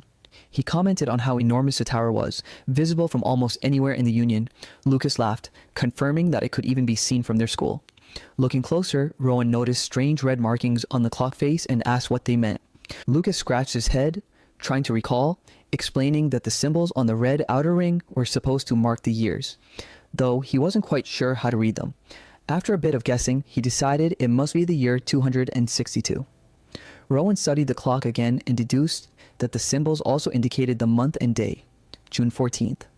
Lucas was impressed, asking how he figured it out. Rowan didn't answer. He simply stared up at the clock tower, a realization dawning on him. It was the same tower he had seen in the vision shown by the ancient tree. The same date too, June 14th, but 10 years in the future. Later that evening, back in their dorm room, Lucas grabbed his wooden sword, saying he needed to make up for lost training time. Rowan asked where he was going, and Lucas explained that skipping even one day made him feel sluggish. With a grin, he promised to be back soon and left. Rowan sat quietly on his bed, gazing out the window. The image of the tree and its vision refused to leave his mind. Could it have been a prophecy rather than a dream? If so, what was he supposed to do about it? Closing his eyes, he let his mana ripple softly around him, focusing on recalling every detail. He began sorting through the memories, each vision, each moment marked by the clock tower. He tried arranging them by the time shown on the tower's face, piecing together fragments in chronological order. He remembered a building with a red roof still intact, placing it first. Then came the memory of a runner dying after that same roof collapsed. Piece by piece, the visions aligned. And as Rowan reconstructed the sequence, one final image grew clearer in his mind, a glimpse of the future waiting for him beyond the flow of time. Rowan studied the fragmented visions with unwavering focus, his eyes reflecting both curiosity and determination. Among the swirling images, he saw Sophie, Lucas, and Senior Sienna, all fallen. Then he saw himself. Realizing he needed to understand his rank in that future, he searched through the fragments until he found one containing his own image. The vision shifted to a scene of devastation. His future self stood before a burning clock tower, the sky lit with flames. From that angle, his rank badge wasn't visible. Concentrating, he altered the perspective until the view changed, revealing a cloaked figure standing in the inferno. A crack split through the vision as he saw his older self, surrounded by chaos and fire. His future self's expression twisted in confusion, then horror. Blood stained his collar. In the reflection of his eye, the cloaked figure loomed closer. The realization struck like a dagger. He was going to die in 10 years. As his future self collapsed before the burning tower, Rowan's consciousness snapped back. He opened his eyes, breathing heavily as the weight of that grim prophecy settled on him. Sitting silently, he wondered if this was a warning from the tree. If the Union fell, so would the kingdom and the entire continent with it. The end of the world itself. He recalled that the tree had been created through black magic, born from human sacrifices trapped between life and death. Perhaps, just as Pauline's spirit had reached him before, another powerful will had merged with the tree's vision to show him this future. But he refused to accept it as fate. To make the vision false, he needed to reshape reality. He decided to focus first on his own path. Since he couldn't determine his future rank, the color of his badge didn't matter yet. He reasoned that if he didn't become a guild member or administrative staff, he might have to take the path of the white suit. As dawn's light spilled into his room, Rowan prepared for school. Lucas stopped by to tell him that teacher Daphne wanted to see him in the faculty office.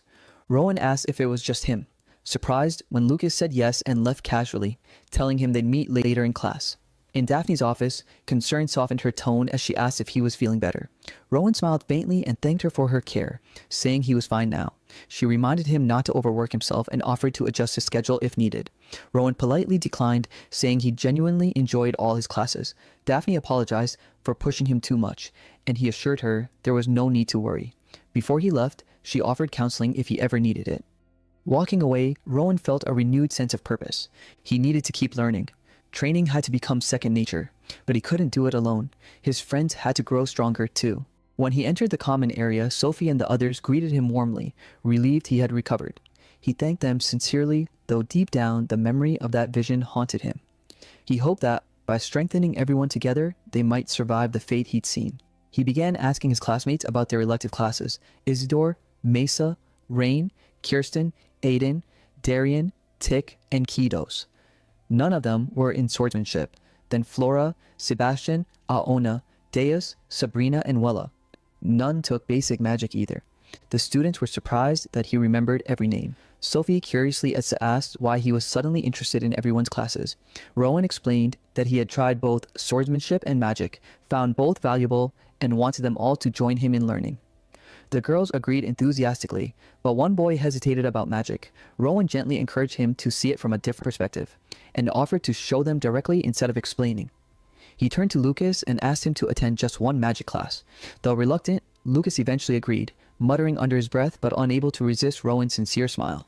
Later, in the magic classroom, the air buzzed with energy. A mana measuring device glowed faintly in the center. Teacher Arthur raised an eyebrow at the unusually large crowd, amused. "So the rumors were true," he said with a grin. Rowan convinced the whole class to join. Seeing Rowan among the students, Arthur asked if he was feeling better. Rowan nodded with quiet confidence, ready for whatever came next. Arthur couldn't help but remark that it was the liveliest the magic class had ever been. The credit, of course, went to Rowan. When asked about it, Rowan explained his simple goal, to show his classmates that magic wasn't as distant or difficult as they imagined. Arthur, intrigued by the boy's confidence, asked how he intended to do that. Rowan requested permission to demonstrate, and Arthur allowed it, though he warned him not to push himself too hard. As Rowan stepped forward, whispers filled the classroom. Lucas and Sophie exchanged glances, both half in awe and half in disbelief at how fearless Rowan seemed. Meanwhile, outside the classroom, a quiet group had gathered. Director Lazarus arrived earlier than expected, greeted by teacher Daphne, who immediately asked if his visit was because of Rowan.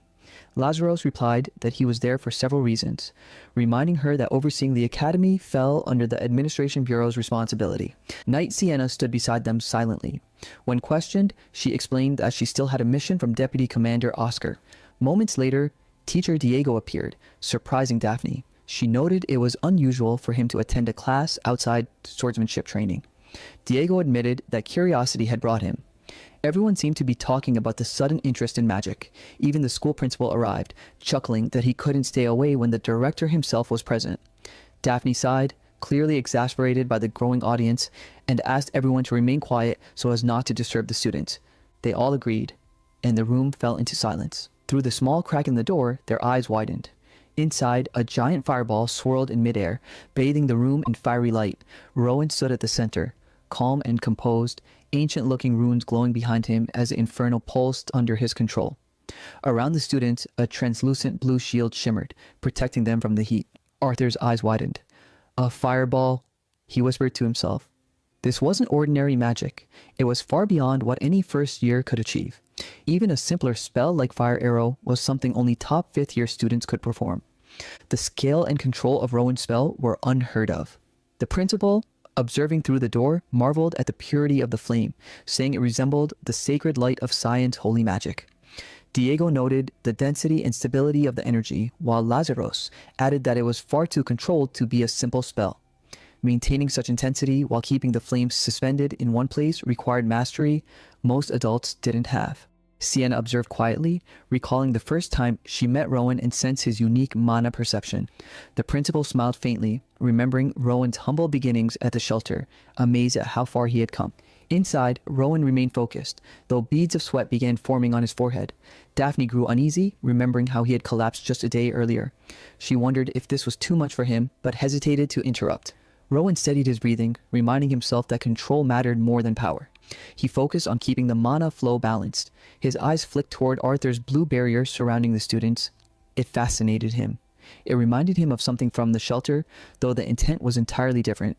He briefly wondered what would happen if his fireball collided with that barrier.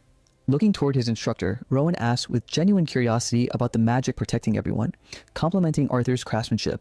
Arthur, feeling the pressure of the moment, tried to remain composed while strengthening his own spell. The blue barrier thickened, surrounding Rowan's fireball until the two magics intertwined. Slowly, the fiery sphere dissipated, its energy fading into harmless light. The room exhaled collectively. Rowan looked a bit embarrassed, while Arthur struggled to decide whether to reprimand or praise him. Director Lazaros stepped forward, his tone calm but firm. He commended Rowan for his sharp observation and answered his earlier question, explaining that the magic he had seen was Dean Arthur's original spell, the Azure Flame Barrier. Rowan admired the name, though Arthur brushed it off, saying he hadn't even chosen it himself. Arthur then turned the question back to Rowan. "And what about yours? What do you call that?" Rowan replied honestly, saying it was just a fireball. Arthur smiled faintly. "You and I both know it's not just a fireball," he said. Rowan admitted he hadn't thought of a name yet, which made Arthur laugh softly, amused that the boy's focus had shifted from the danger of his act to naming his magic. At that moment, Lazaros stepped in again, his tone becoming more serious. As the director of administration, he couldn't ignore what had just happened. He asked Rowan to explain why he had chosen to perform such a risky spell in front of everyone. Rowan's response was calm and sincere. He said, first, he was confident in his ability to control the flame, and second, he trusted Teacher Arthur to be watching over him in case something went wrong. Arthur then asked if this demonstration had been his only goal. Rowan nodded, smiling brightly. He explained that he wanted to give his friends courage, to show them that magic wasn't as unreachable as they thought. Many believed they'd be lucky to conjure even a basic fireball before graduation. Yet, he had done it already. And with that, he hoped to inspire them to try. Rowan smiled and said he only wanted to show everyone what was possible. Teacher Arthur listened quietly, struck by a mix of admiration and humility. In that moment, he realized how much he might have been limiting his students without even meaning to. To think that such a young boy had made him recognize that truth, it was both humbling and inspiring. Rowan then turned to Arthur, asking politely if he could use the floor a little longer. He said there was something more he wanted to share with his classmates. Arthur nodded without hesitation, giving his permission. Rowan's gaze moved toward Lucas. "Come here for a moment," he called out, catching his friend off guard. Lucas froze, unsure what Rowan had in mind, but eventually walked up to the front of the room, looking both nervous and confused. Rowan explained that he wanted to help him try casting a spell. He told Lucas that magic and swordsmanship weren't so different. Both required channeling mana, and since Lucas trained daily, he could definitely do it.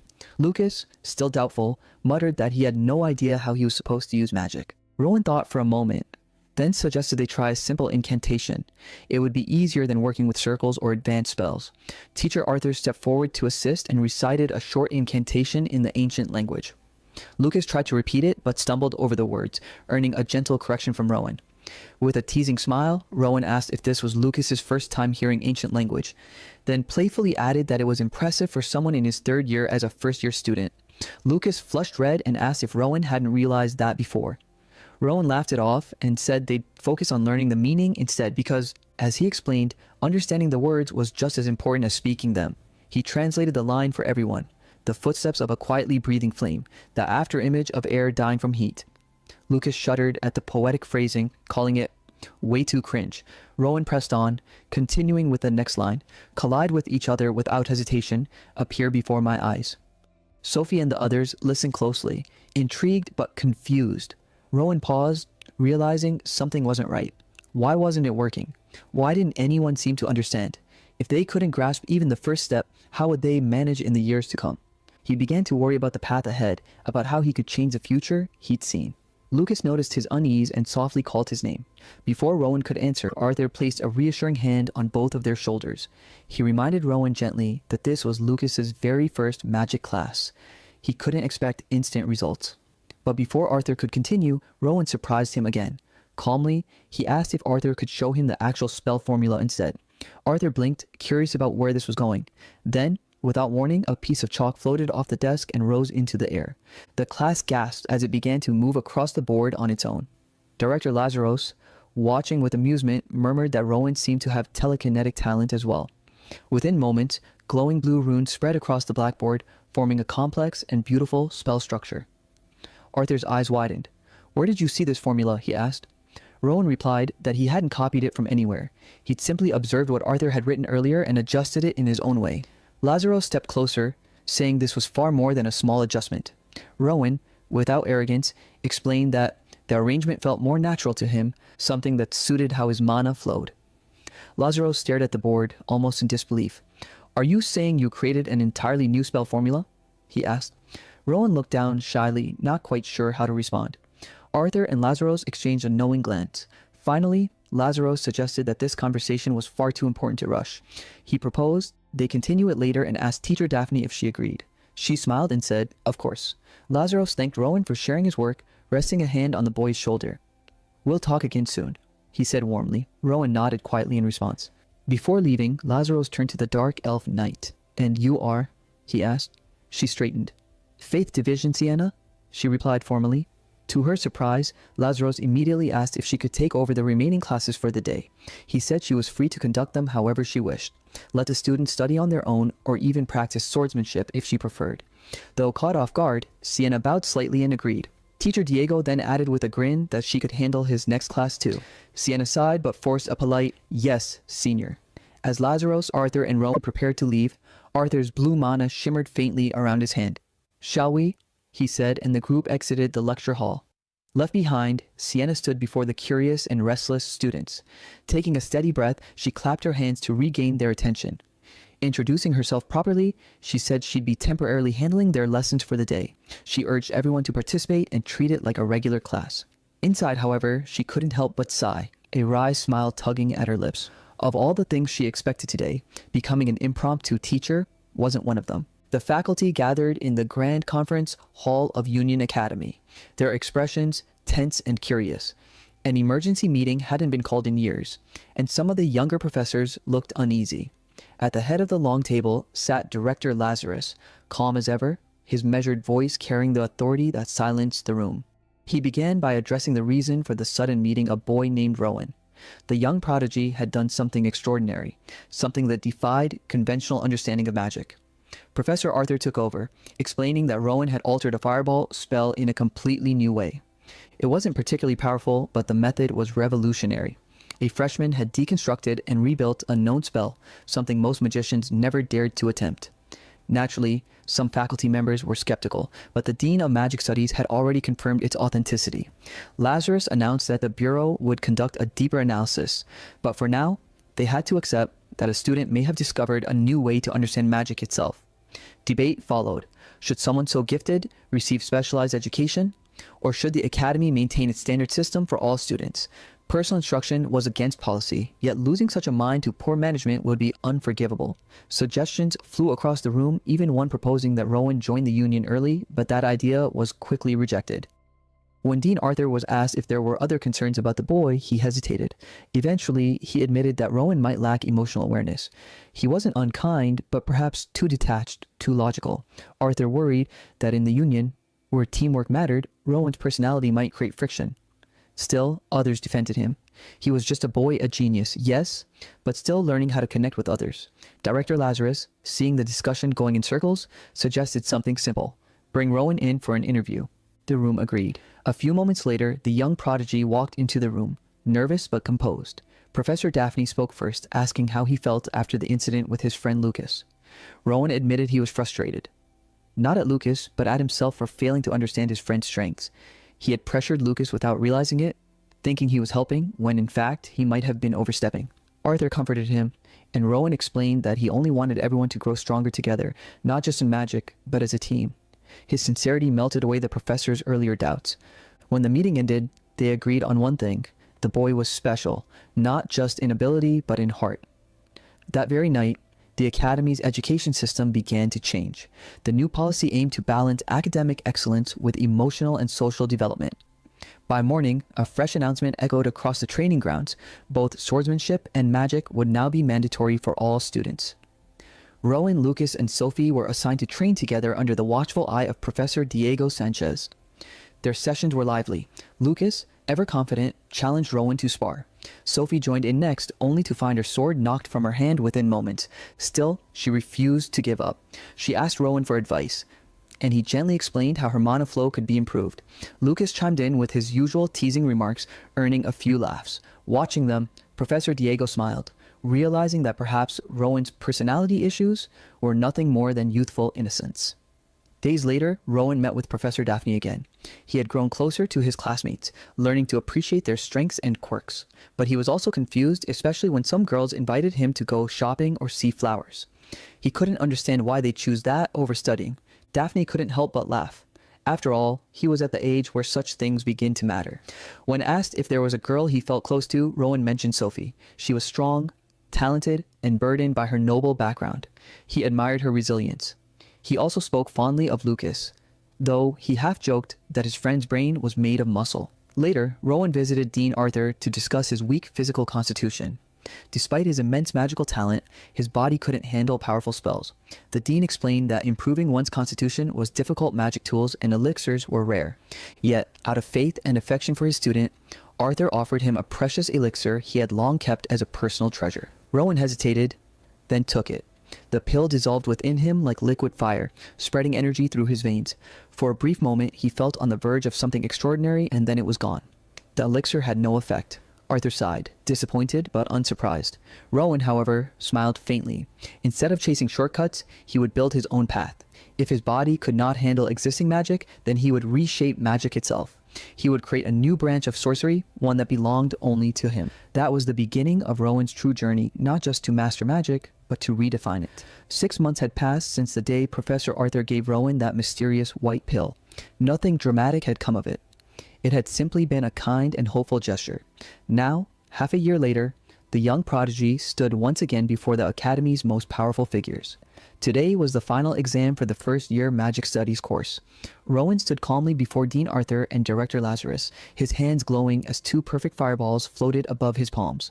The flames danced with precision, neither flickering nor wavering. A flawless display of control. The 2 senior mages exchanged impressed glances. Rowan then pushed further, feeding more mana into the flames until they swelled in size, roaring like twin suns. It was pure mastery. Though the display was breathtaking, Rowan couldn't shake the thought that his magic lacked true destructive power. Dean Arthur smiled reassuringly, telling him that casting without incantation already placed him on par with the fourth-class mage. Power wasn't everything. What mattered was his understanding, his ability to shape and rewrite magic itself. The dean gave him a new challenge, to analyze and reconstruct every spell up to 4th class using his own methods. To help him, Rowan was granted unrestricted access to the library's ancient archives.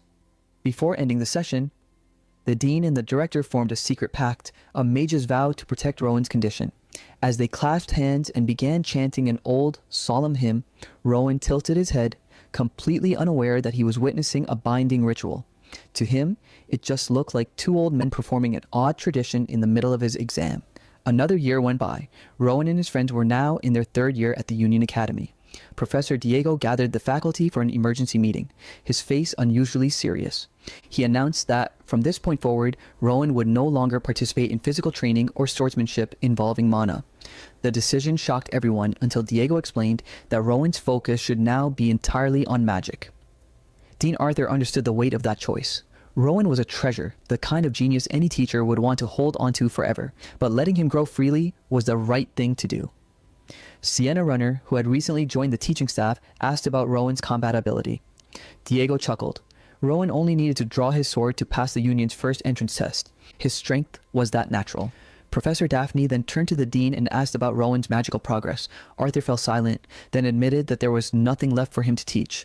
Rowan had surpassed him. The boy could cast 1st and 2nd class magic effortlessly and was now reconstructing 3rd class spells like they were puzzles for children. He was, in every sense, a monster of talent, and with his growing charm, the young women of the academy couldn't help but be drawn to him, though Rowan himself remained oblivious, buried in his studies. Later that day, after class, Arthur called Rowan to his office. He wanted to tell him about an upcoming event, the long-forgotten Magic Scholarship Exchange Tournament. It was once a prestigious meeting between scholars of different nations, but had been discontinued years ago when magic began to decline. Now, it was being revived, because of Rowan. Arthur explained that news of Rowan's achievements had reached a faraway kingdom called Schwarin, home to the legendary Magic Tower. Its tower master, a duke of immense power, ruled over the last autonomous magical nation. The scholars of Schwarin, intrigued by rumors of a 4th-class mage emerging from the Union, had invited Rowan to debate their best mages in an academic exchange. Rowan was taken aback. He didn't even consider himself a 4th-class mage yet.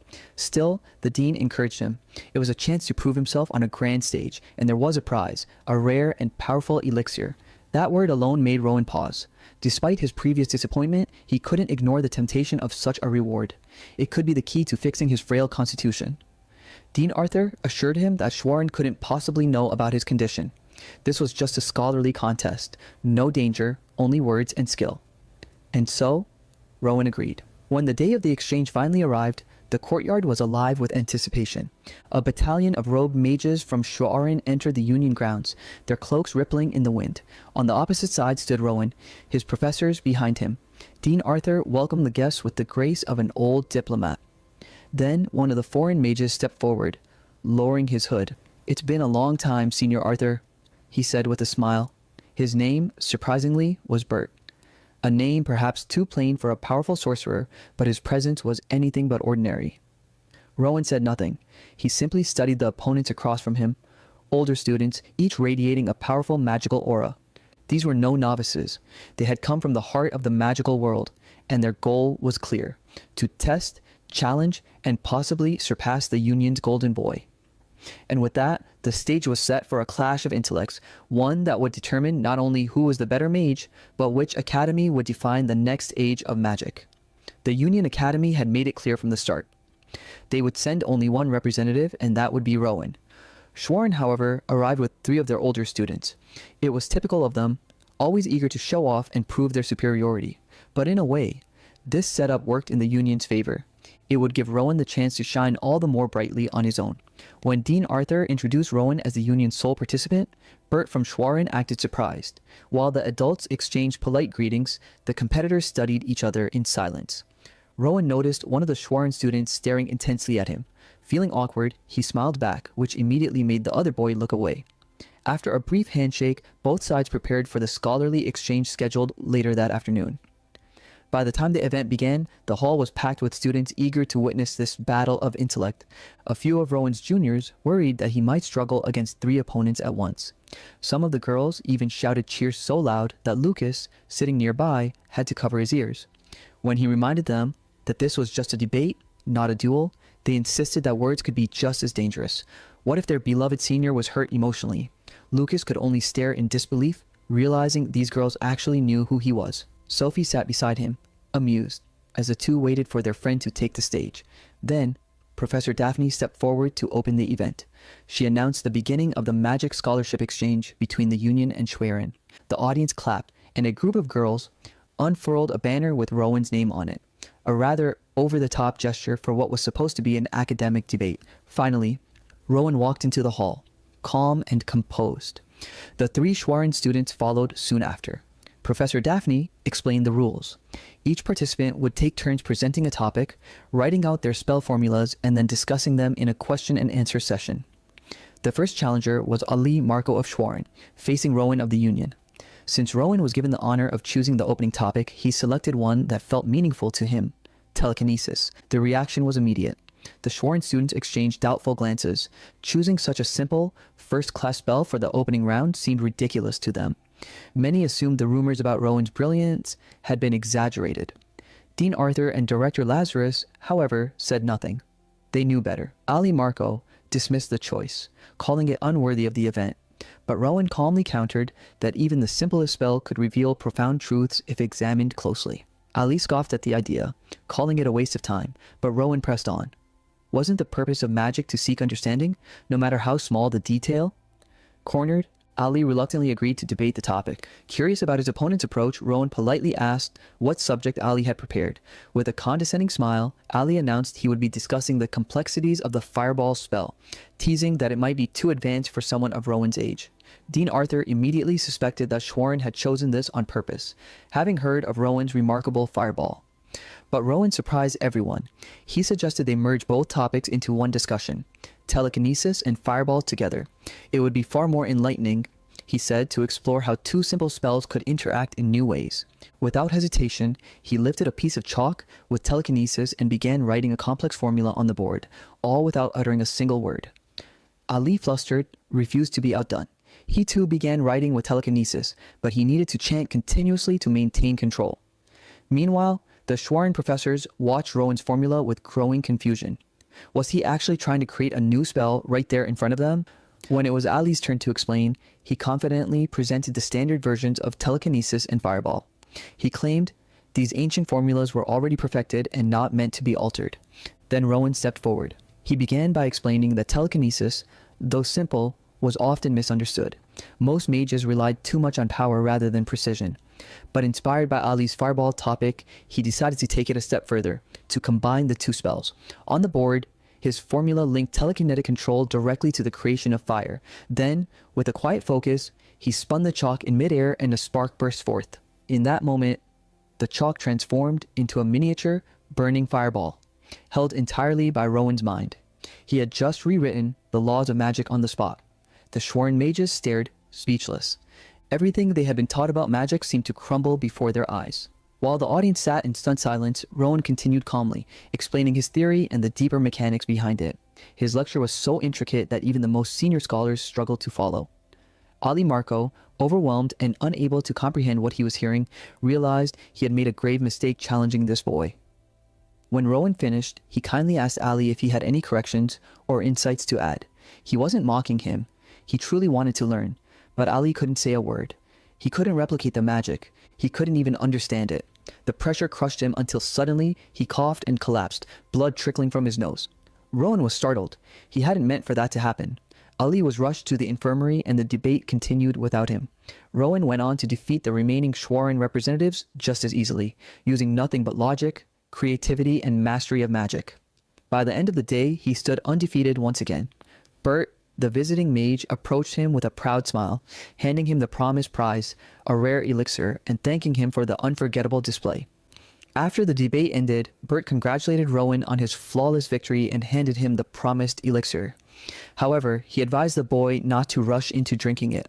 Consuming something that potent at too young an age could have side effects, he warned. It would be safer to wait until graduation. The crowd erupted in applause, but Rowan just smiled humbly. For him, it had never been about winning. It was about learning, exploring, and pushing the boundaries of what magic could be. The story shifted toward other familiar faces within the academy. Among them was a young woman named Rita, a third-year student, just like Rowan.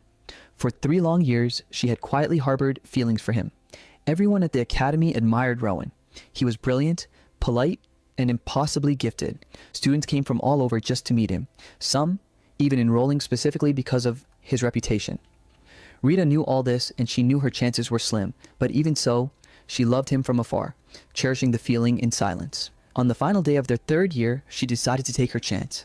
Gathering all her courage, she found Rowan and confessed her feelings. Her voice trembled, her heart pounded, but she spoke her truth. Unfortunately, Rowan's response was gentle yet unyielding. He apologized sincerely, explaining that love, to him, was a concept tied to loss, to someone who no longer existed in this world. His view of love was not one of joy or excitement, but of memory and grief. Then, with the calm logic of a scholar, he asked Rita to reflect on what she truly felt. Love, he explained, was complex and all-consuming, filled with passion, jealousy, fear, and longing. He didn't believe she felt all that toward him. Perhaps what she felt was admiration, not love. He wasn't dismissing her feelings, he simply wanted her to look inward and understand them more deeply. If, after reflection, she still believed it was love, he said he would gladly continue the conversation. That was how Rowan was. Always thoughtful, always honest, and always unintentionally devastating. Rita was left speechless, her heart aching yet strangely clear.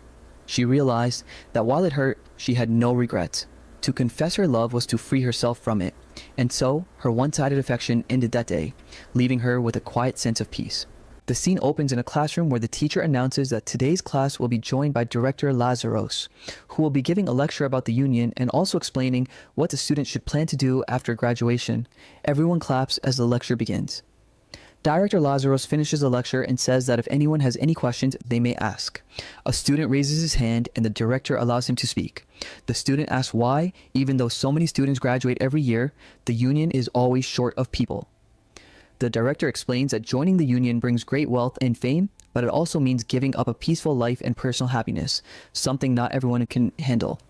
Another student then asks about the salary, benefits, and reputation of the Union. The director smiles and says there's no need to worry about that. They'll be paid enough to focus entirely on their missions. As for fame and authority, the Union is considered the sword and the book of the kingdom. That means the Union acts under direct authorization from His Majesty the King, granting its members the power to arrest even the 6 major families of the realm. Since the Union's actions represent the King's words, everyone is astonished. One of the students comments that it's truly amazing. But then our main character, Rowan, raises his hand and asks, "Sir, after joining the Union, can we continue to grow stronger, or will our magical potential stop there?" Rowan asks this because his teachers had advised him to focus only on magic, but despite that, he hasn't become as powerful as he hoped, and graduation is already near. The director replies, "I appreciate how far ahead you're thinking, Rowan. Yes, you can still grow stronger after joining the Union." Hearing that gives Rowan a huge sense of relief, and he makes a firm decision to devote himself fully to magic. To expand his magical capacity, Rowan begins studying an ancient book about elves, since his senior, Sena, once told him his mana capacity was similar to that of elves. The book describes how elves could process immense amounts of mana, but they didn't use magic directly. Instead, they summoned spirits to perform magic for them. If they wanted to use fire magic, they'd form a contract with a fire spirit, and they could do the same with other elemental spirits. However, the book also mentions that one night, the elves suddenly lost all their power. Rowan reads that during the era of the elves, the world tree and mystical beasts existed, and elves were divided into 2 types, dark elves and elder elves. Some lived in hiding while others ruled over lands, but when the world tree vanished from this world, the elves could no longer use spirit power.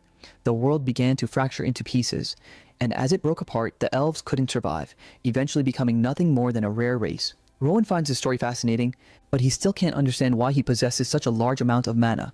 Suddenly, he notices a magic circle and goes to ask Arthur about it, particularly about dark magic, something like Voldemort's. Arthur looks at him curiously and asks why he wants to know about dark magic. Rowan explains that he couldn't find anything about it in the books. Arthur replies, "That's because no one uses dark magic anymore, but recently a group called the Graves has been using it. They become enemies of the Union." Rowan looks troubled and admits, "I only saw lethal spells in dark magic. I wanted to try them, but they're written in such an ancient language that I can't read them. I could only grasp one concept." Before Rowan can continue, Arthur interrupts and finishes his thought. "You mean the color of dark magic is different from normal mana, right?" Rowan's eyes widen and he nods in confirmation. Arthur says, "I can't see mana flow like you can, but there's a dark alliance and an organization called Littell that use dark mana. That's why you've been seeing that murky color is dark mana." Rowan then asks, "So what exactly is dark mana?" Arthur explains, "Mana exists everywhere in this world, it's what created everything. But dark mana is what created the demon world." Rowan looks confused, so Arthur continues, "Have you heard of the demon world?" Rowan nods. Arthur says, "Then know this dark mana created the demon world. Every creature there uses dark mana, and the Graves are tapping into the demon world's power." Rowan says he's noticed traces of dark mana within some people too. Arthur explains that it's because of their dark emotions. Then Arthur asks, "Do you know what the Dark Alliance truly wants?" Rowan doesn't answer and Arthur sighs. "They want to destroy this world. That's all you need to know." A few months later, we see Rowan standing by the window. Sophie shouts from behind, "You still haven't gotten a haircut? Your hair is getting too long." Rowan replies that he's fine, but then Lucas walks in and teases Sophie. The two start bickering, and when Lucas says, "Why are you staring at me?" Sophie pulls his ear and snaps, "I wasn't staring at you, you just happened to be standing next to me." Sophie then tells Rowan to get ready for the graduation ceremony. Watching the two of them argue, Rowan smiles warmly, realizing how close they've become. Time has flown by. He looks at the elixir he's supposed to drink on graduation day, and that day has finally come. But when he thinks about the ceremony, he remembers Lucas saying his family would definitely come, and Sophie saying the same about hers. That thought makes Rowan a little sad until he realizes that Sophie and Lucas are his family. Now his friends are his family and he'll protect them no matter what. He recalls his mother Pauline's words, "You're only alone when your heart is empty. Once you let someone into it, you'll never feel lonely again." Thinking of that, Rowan drinks the elixir. A surge of mana rushes through his body. He doesn't feel much physical change, but now his eyes can see the flow of mana more clearly than ever before. He picks up the mysterious stone, the one whose mana had never reacted before, and suddenly he can feel its energy. The patterns and circles on it begin to make sense to him. He realizes he might be able to break the circles and unlock the stone.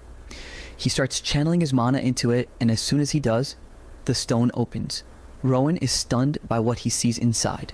From inside the rock, a leg first emerged. It looked like a bird's. Then came golden feathers, black wings, and finally it was revealed to be an owl. A strange kind of mana was being released from it. Rowan was shocked to see the owl and casually called it an ordinary one. The moment he said that, the owl started screeching loudly. Rowan quickly realized why and corrected himself, calling it a horned owl.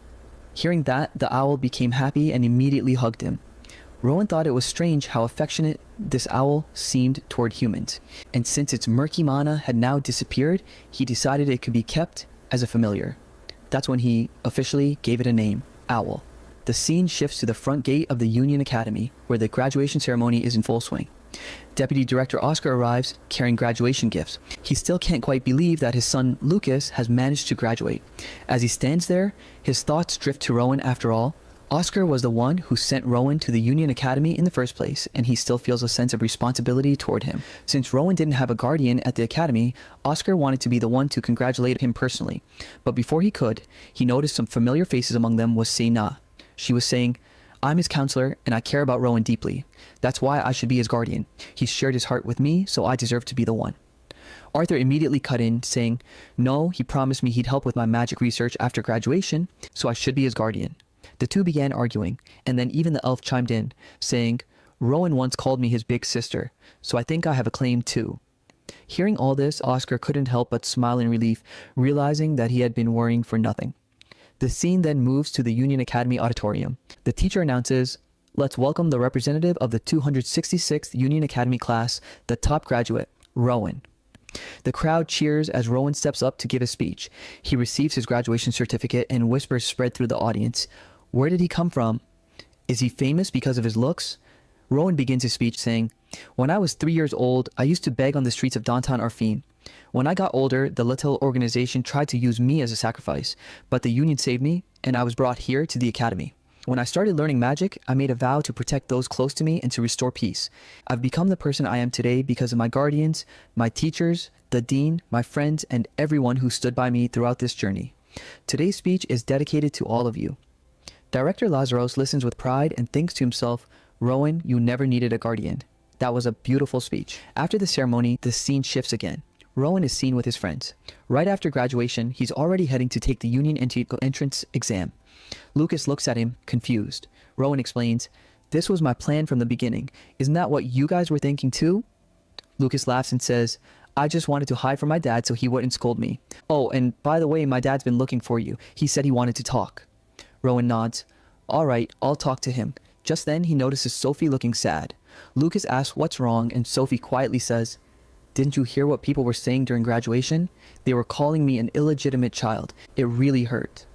Hearing that, Rowan comforts her gently. Don't worry, you're incredibly talented. I've seen your potential myself. Believe me, one day, you'll show the world exactly who you are. Sophie smiles a little, feeling comforted. Rowan then looks ahead and sees the massive union entrance examination building. The three of them go inside to register. Rowan walks up and says, I'm Rowan. I'd like to register. The officials look surprised. He still looks so young, and his uniform makes it obvious he's just graduated. They whisper among themselves, wondering how someone so fresh out of school could already be applying to join the union. One of them mutters, does he even know how to hold a sword? But then the registrar announces, Rowan, top graduate from the Union Academy, your registration is complete. Proceed to room number 1 for your entrance exam. The moment he says top graduate, everyone's attitude changes completely. People start murmuring, that's what I'd expect from a top graduate. I heard he's quite handsome too. His name's Rowan, right? Wow, he really does look impressive. Rowan turns to Lucas and Sophie and asks, you guys done with your registration? They both nod. The next scene shows a waiting room for the entrance exam. Lucas explains, the first test will be a free demonstration. You'll need to show off your skills, prove what you can do.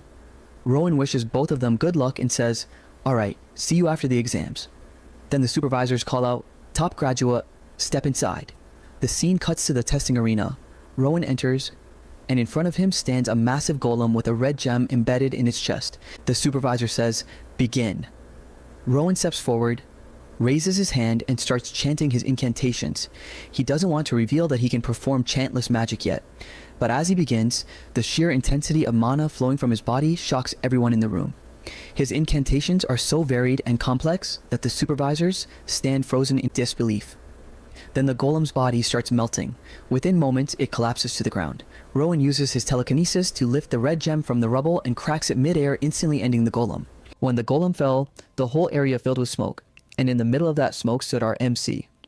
The supervisors couldn't understand what kind of magic he had just used. They thought he would use something like an ice spell or a fireball, but what they saw completely shocked them. Our MC stood there, emotionless, while outside, Lucas grabbed him by the shoulder, praising him for his incredible magic. Lucas congratulated him and said, you know why I'm even happier? Because look at those people's faces, the same ones who were talking trash about you just a while ago. Now, after seeing your magic power, they look completely demotivated. Then Lucas laughed proudly and added, but hey, it's still my turn, the great Lucas Sama. He patted Rowan on the back, making him wince in pain. Just then, Rowan noticed Sophie standing nearby, looking nervous and sad. Rowan walked over to her and said, you can do this. I know you can. We'll join the union together with a smile. Hearing that, Sophie's face brightened up and she felt a wave of motivation. Then the examiner called her name. Sophie Phobel, it's your turn. Nervously, Sophie looked down at her sword, took a deep breath and stepped forward. Lucas encouraged her, saying, don't worry, you'll pass for sure. Just perform the way you practiced. Sophie smiled and headed into the exam room. Inside, she faced a massive golem. She took her stance and one of the examiners above whispered, wait, is she using the Phobel family sword style? But her grip looks weak. I doubt she can pull it off properly. Another examiner asked, why do you think so? The first one replied, because I once fought a member of the Phobel family. Their swordsmanship style is extremely heavy and difficult to control. She's an illegitimate child of that family, so I doubt she truly knows the technique. Rowan overheard them and thought, go on, Sophie, prove them wrong. Sophie then rushed toward the golem and unleashed a powerful slash in a single strike. 8 deep cuts appeared across the golem's body. The examiners were left speechless, completely stunned by what they just witnessed. Rowan stood smiling proudly as the golem fell apart and disappeared. Sophie stood there, breathing heavily but relieved. One of the examiners said nervously, "Sophie Phobel, you've passed. Please collect your passing stamp and move aside." Everyone in the room was still shocked, whispering among themselves, "How did she even attack so fast? Did you see it? Was fighting a golem always that easy?" Meanwhile, Rowan and Lucas were both overjoyed. Sophie ran up to them, calling their names happily. Lucas teased her, saying, "Your sword felt a little slow. Were you tired or something?" Sophie frowned, but Lucas laughed and said, "All right, let me show you how a real exam performance looks." The examiner called his name and Lucas walked in confidently, smiling. "Time to warm up a bit," he said. Before the examiner could even say begin, Lucas leaped high into the air and slashed down with his sword, landing a devastating strike that instantly shattered the golem's core. As he landed, he said casually, "Looks like I used a little too much power." The examiners were shocked once again. This was the third golem destroyed in a single day. One of them said, "Lucas, you've passed as well." The scene then shifted to a cozy home. Lucas had brought Rowan over and said, "Make yourself at home." Rowan thanked him and admitted, "I didn't even know where I'd go after graduating from the union school. Thanks for letting me stay." Lucas smiled and said, "It's my pleasure. Dinner's almost ready, come on." They were served carrot soup, but it didn't look tasty at all. Lucas's father told Rowan, "Eat as much as you want. If it's not enough, I'll bring more." Lucas, however, made a face and refused to eat. His father smacked him lightly with a spoon and said, "No whining at the dinner table. Eat what's in front of you." Rowan tried the soup but didn't like the taste. Then Lucas's father asked, "So, how did you like the gift I gave you?"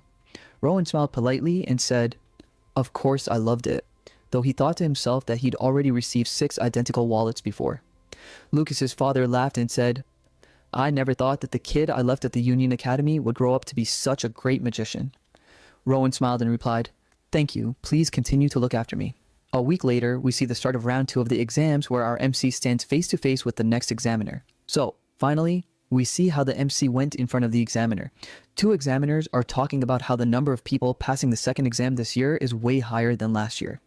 They're calling this year a brilliant one, and among all the candidates, the most brilliant is this boy named Rowan. Another supervisor is watching him and says, "So, his name is Rowan." Meanwhile, Rowan is standing in the third exam area thinking, "Well, it's good I don't have to fight Lucas or Sophie in this round, but who's going to be my opponent this time?"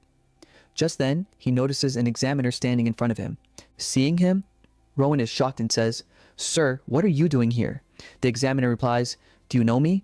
Rowan remembers how this same examiner once commented on Sophie's grip and sword technique, calling it trace. Rowan smirks and says sarcastically, "I'm sure I'll get to learn a lot about grip and sword technique from you. I'm looking forward to it." The examiner doesn't quite get what he means, but then he smirks back and says, "I heard you just graduated. Well then, let me teach you a few lessons. You're lucky to be dueling with me." He releases his aura, pulls out his sword, and as soon as the supervisor says, "Begin," Rowan activates his mana. In an instant, he uses telekinesis to lift the examiner's sword into the air, making it fly right out of his hands. The examiner is completely shocked to see his sword ripped away like that. The supervisor asks, "Would you like to continue this duel?" The examiner replies confidently, "Of course."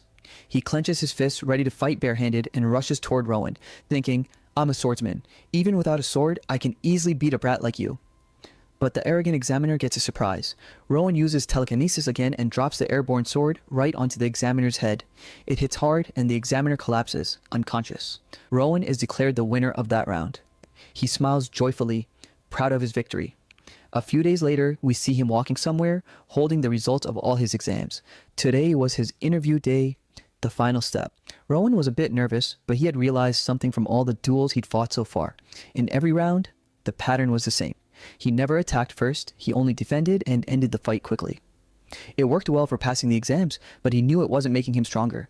So, if he joined the Union, he was determined to keep improving his strength. As he was lost in thought, his pet owl appeared. Rowan smiled, letting it perch on his shoulder, and said, "So, did you come to celebrate my Union admission too?"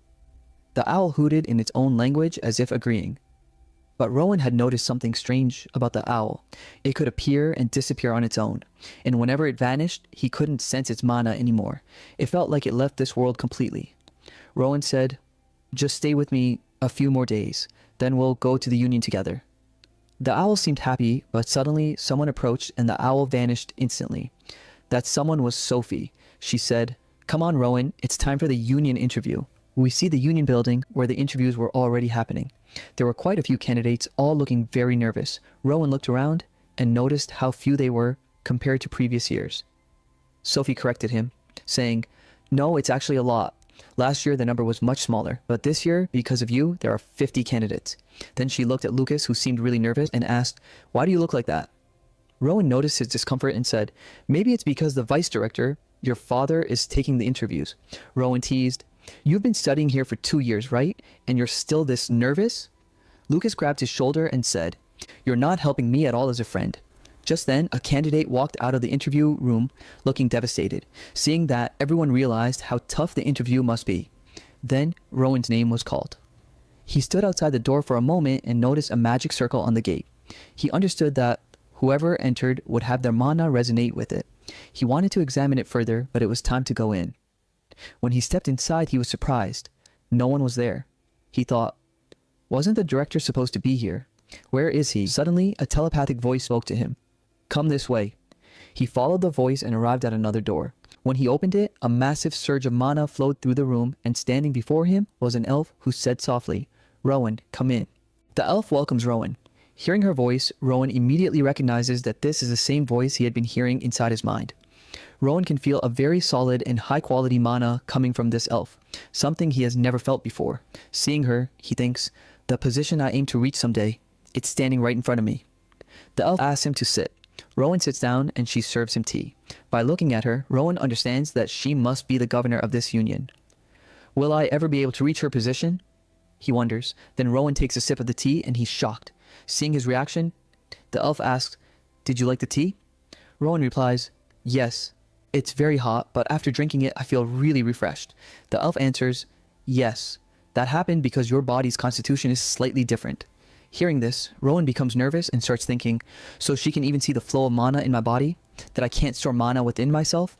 Seeing Rowan's reaction, the elf smiles slightly and says, "You've traveled a long road until now. You must have felt very alone." Hearing this, Rowan slips into his memories and thinks, "I never thought about this before. I remember when I came to the union for admission, that's when I finally made friends. But before that, there was always an emptiness in my heart. I just never noticed it." The elf continues, "You always felt lonely, but look, you still managed to come all the way here." Hearing her words, Rowan falls even deeper into his thoughts. "Since childhood until now, I've only been running after power. I was always in the dark, always struggling, but no one ever comforted me. No one ever said I did a good job." These words touch Rowan's heart deeply, and unconsciously, tears begin to fall from his eyes. Rowan is shocked to see his own tears. Is this happening because of the elf's mana? This has never happened before, he thinks. The elf looks at his tears and says, "Your body is still lacking, but your heart is very honest and very good. And not only that, you also have a loyal companion." Just then, the owl appears, visible to the elf.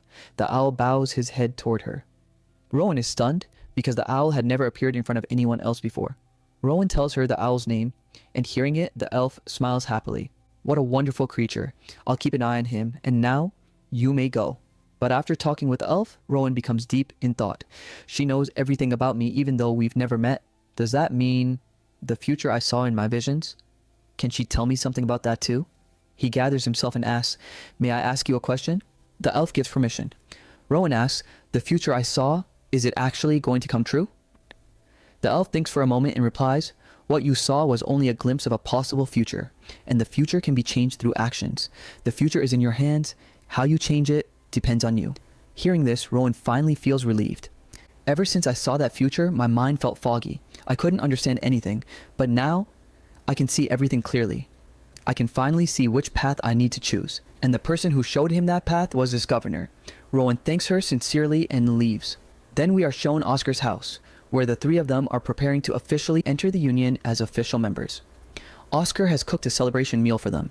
He made carrot soup with meat and a bunch of other ingredients, but Lucas doesn't like it at all and refuses to eat. Sophie then asks, "Is it possible that all three of us get placed in the same department?" Oscar replies, "We don't know what Her Excellency is planning. Out of the 10 candidates who passed, 3 are you. But remember this, I might be your uncle at home, even your father figure, but outside, I am the voice director. Be mindful of that." The three talk for a while. Lucas feels uneasy about joining the union. I'll have to work under my father, he thinks. After getting ready, they leave. Outside the entrance of the Union B administration, their names are confirmed and they are asked to come inside. Before starting preliminary training, they are taken away for some preparations. As Rowan walks inside, he thinks, I've come here before to meet Lazarus, but I never received so much respect. My status has really changed. Then they are taken into a smithy. As soon as the door opens, Lucas and Sophie feel a strong wave of heat. Inside, we see many blacksmiths working, swords lying everywhere. A union worker explains that before their union sword and book can be crafted, they must first choose their weapon. To help them, Mr. Alik and Mr. Kalik, dwarf blacksmiths, will assist them. We are shown Mr. Alik, who is also a dwarf. Alik tells them to choose whatever weapon they want, and he will forge it according to their choice. Lucas and Sophie begin selecting their weapons, but Rowan stands there, lost in thought. Alik watches him. Lucas chooses a claymore sword. Alik confidently asks him to swing it. Lucas steps forward and swings the sword. After watching, Alik says, if we add a little more weight to this claymore, sharpen the edge more, and adjust its tip, it will suit you well, and will adjust its size according to your age. Lucas becomes happy. Then Alik asks Sophie to swing the longsword she is holding. Sophie uses her Phobal swordsmanship. Alik observes her and says, your swordsmanship is good. Your strength is low, but your balance is excellent.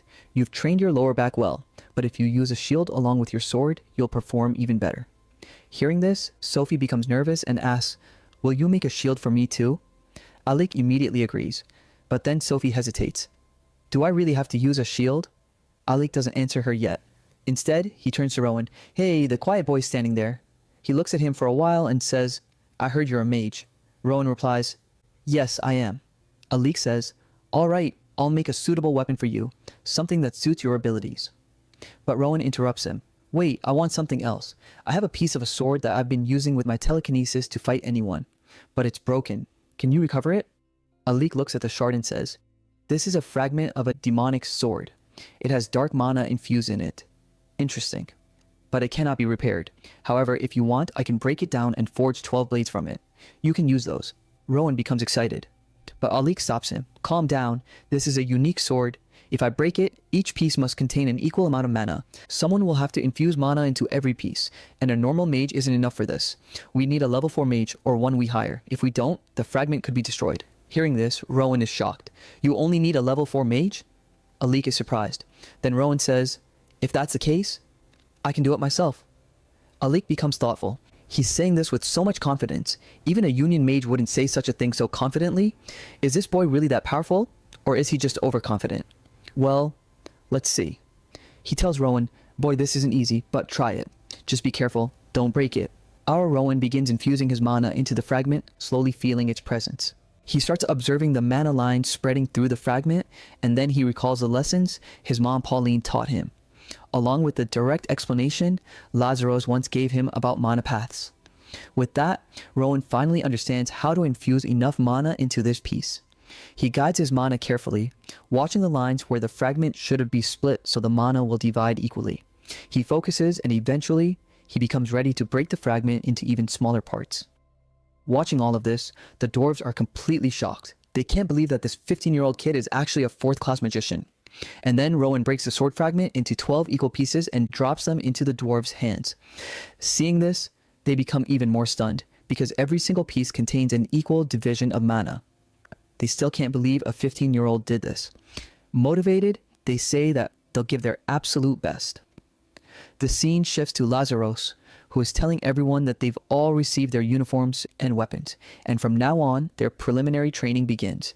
As they know, the Union is divided into 7 divisions: Creed, Harmony, Honor, Stability, Utility, Duty, and Liberty. They will be placed into one of these divisions where they'll be completing missions. Their starting rank will be Oz, and based on their achievements, skills, and merit, their rank will change to Runner, Seeker, Expert, and lastly, Master. He says that during this journey, they'll face many difficulties. People will call them the kingdom's dogs, and there may even be attempts on their lives. But even then, they must not give up, because their only goal is civilian protection and maintaining peace in this world. This is the oath they've taken. And now, it's time to assign the new recruits to their divisions. Rowan then goes back to the blacksmith, where the dwarf returns the 12 fragments wrapped in a small pouch and tells him to name it Shevel. On the other hand, Lucas is feeling really down because he was also assigned to the Creed division, where the direct supervisor happens to be his own father. Because of this, he's extremely upset, and Rowan tells him to relax. Then both of them go to the Creed division, where their seniors are already training. Suddenly, someone walks in and says that the recruits he had been waiting for have finally arrived. Then we see a man. Rowan looks at his badge, and it turns out to be an expert rank badge. The person is Adrian, the leader of the Creed division. Rowan is shocked to see his rank. Adrian introduces himself, greeting everyone, and in response, Rowan and Lucas bow slightly and introduce themselves as well. The moment Adrian hears Rowan's name, he becomes genuinely excited. He says he's been bored for a long time, but now that Rowan is here, things will finally get interesting. He says, "All right, Rowan, show me whatever skills you've got." Rowan hesitates a bit, thinking that they want to see his skills the moment he arrived. But then Adrian tells him that his opponent will be this person. Lucas looks shocked as soon as he sees who it is. The opponent turns out to be none other than Oscar, the vice leader of the Creed division. Both of them stand face to face. Oscar says that 5 years ago, he saw Rowan using telekinesis to spin a sword fragment, so now he's excited to see just how powerful Rowan has become. Rowan replies that he's excited too, and he wants to see how much he has grown. Oscar draws his sword and says that mere words aren't enough to fight him, he needs power. So show me. Rowan replies that even though he's a magician, he now has 12 blades as well, and he takes them out. Oscar becomes even more excited, saying he had only seen one blade earlier, but now there are 12. Rowan explains that they were given to him as a gift. Oscar instantly understands and says that Alik must have made them. He asks if Alik gave them a name. Rowan says yes, he named them Shevel. Oscar explains that Shevel means a blade that always protects its master, but he doubts they'll be able to protect Rowan. Rowan responds that he wants to find out exactly what they're capable of. He makes one request whether he can make the first move. Hearing this, Lucas and Adrian are both surprised, but Oscar realizes that Rowan must have a plan and has prepared something. Then Oscar releases his aura and says that if Rowan tries to imitate someone else's technique, it will be unforgivable. Feeling Oscar's aura, Rowan begins talking about the claymore swordsmanship technique of the Passau family. He says he learned everything about this technique while training with Lucas, but standing before Sir Oscar and feeling the true aura of this swordsmanship is truly overwhelming. Then he says, "All right, let's begin." Rowan immediately launches an attack with his blades, but Oscar deflects all of them with a single slash of his claymore. He says the technique has incredible destructive power, and with a bit more practice, Rowan will master it completely. Then Oscar rushes forward to attack Rowan. Rowan is shocked by his speed and strength, and Oscar says, "For now, you're nowhere near matching my strength."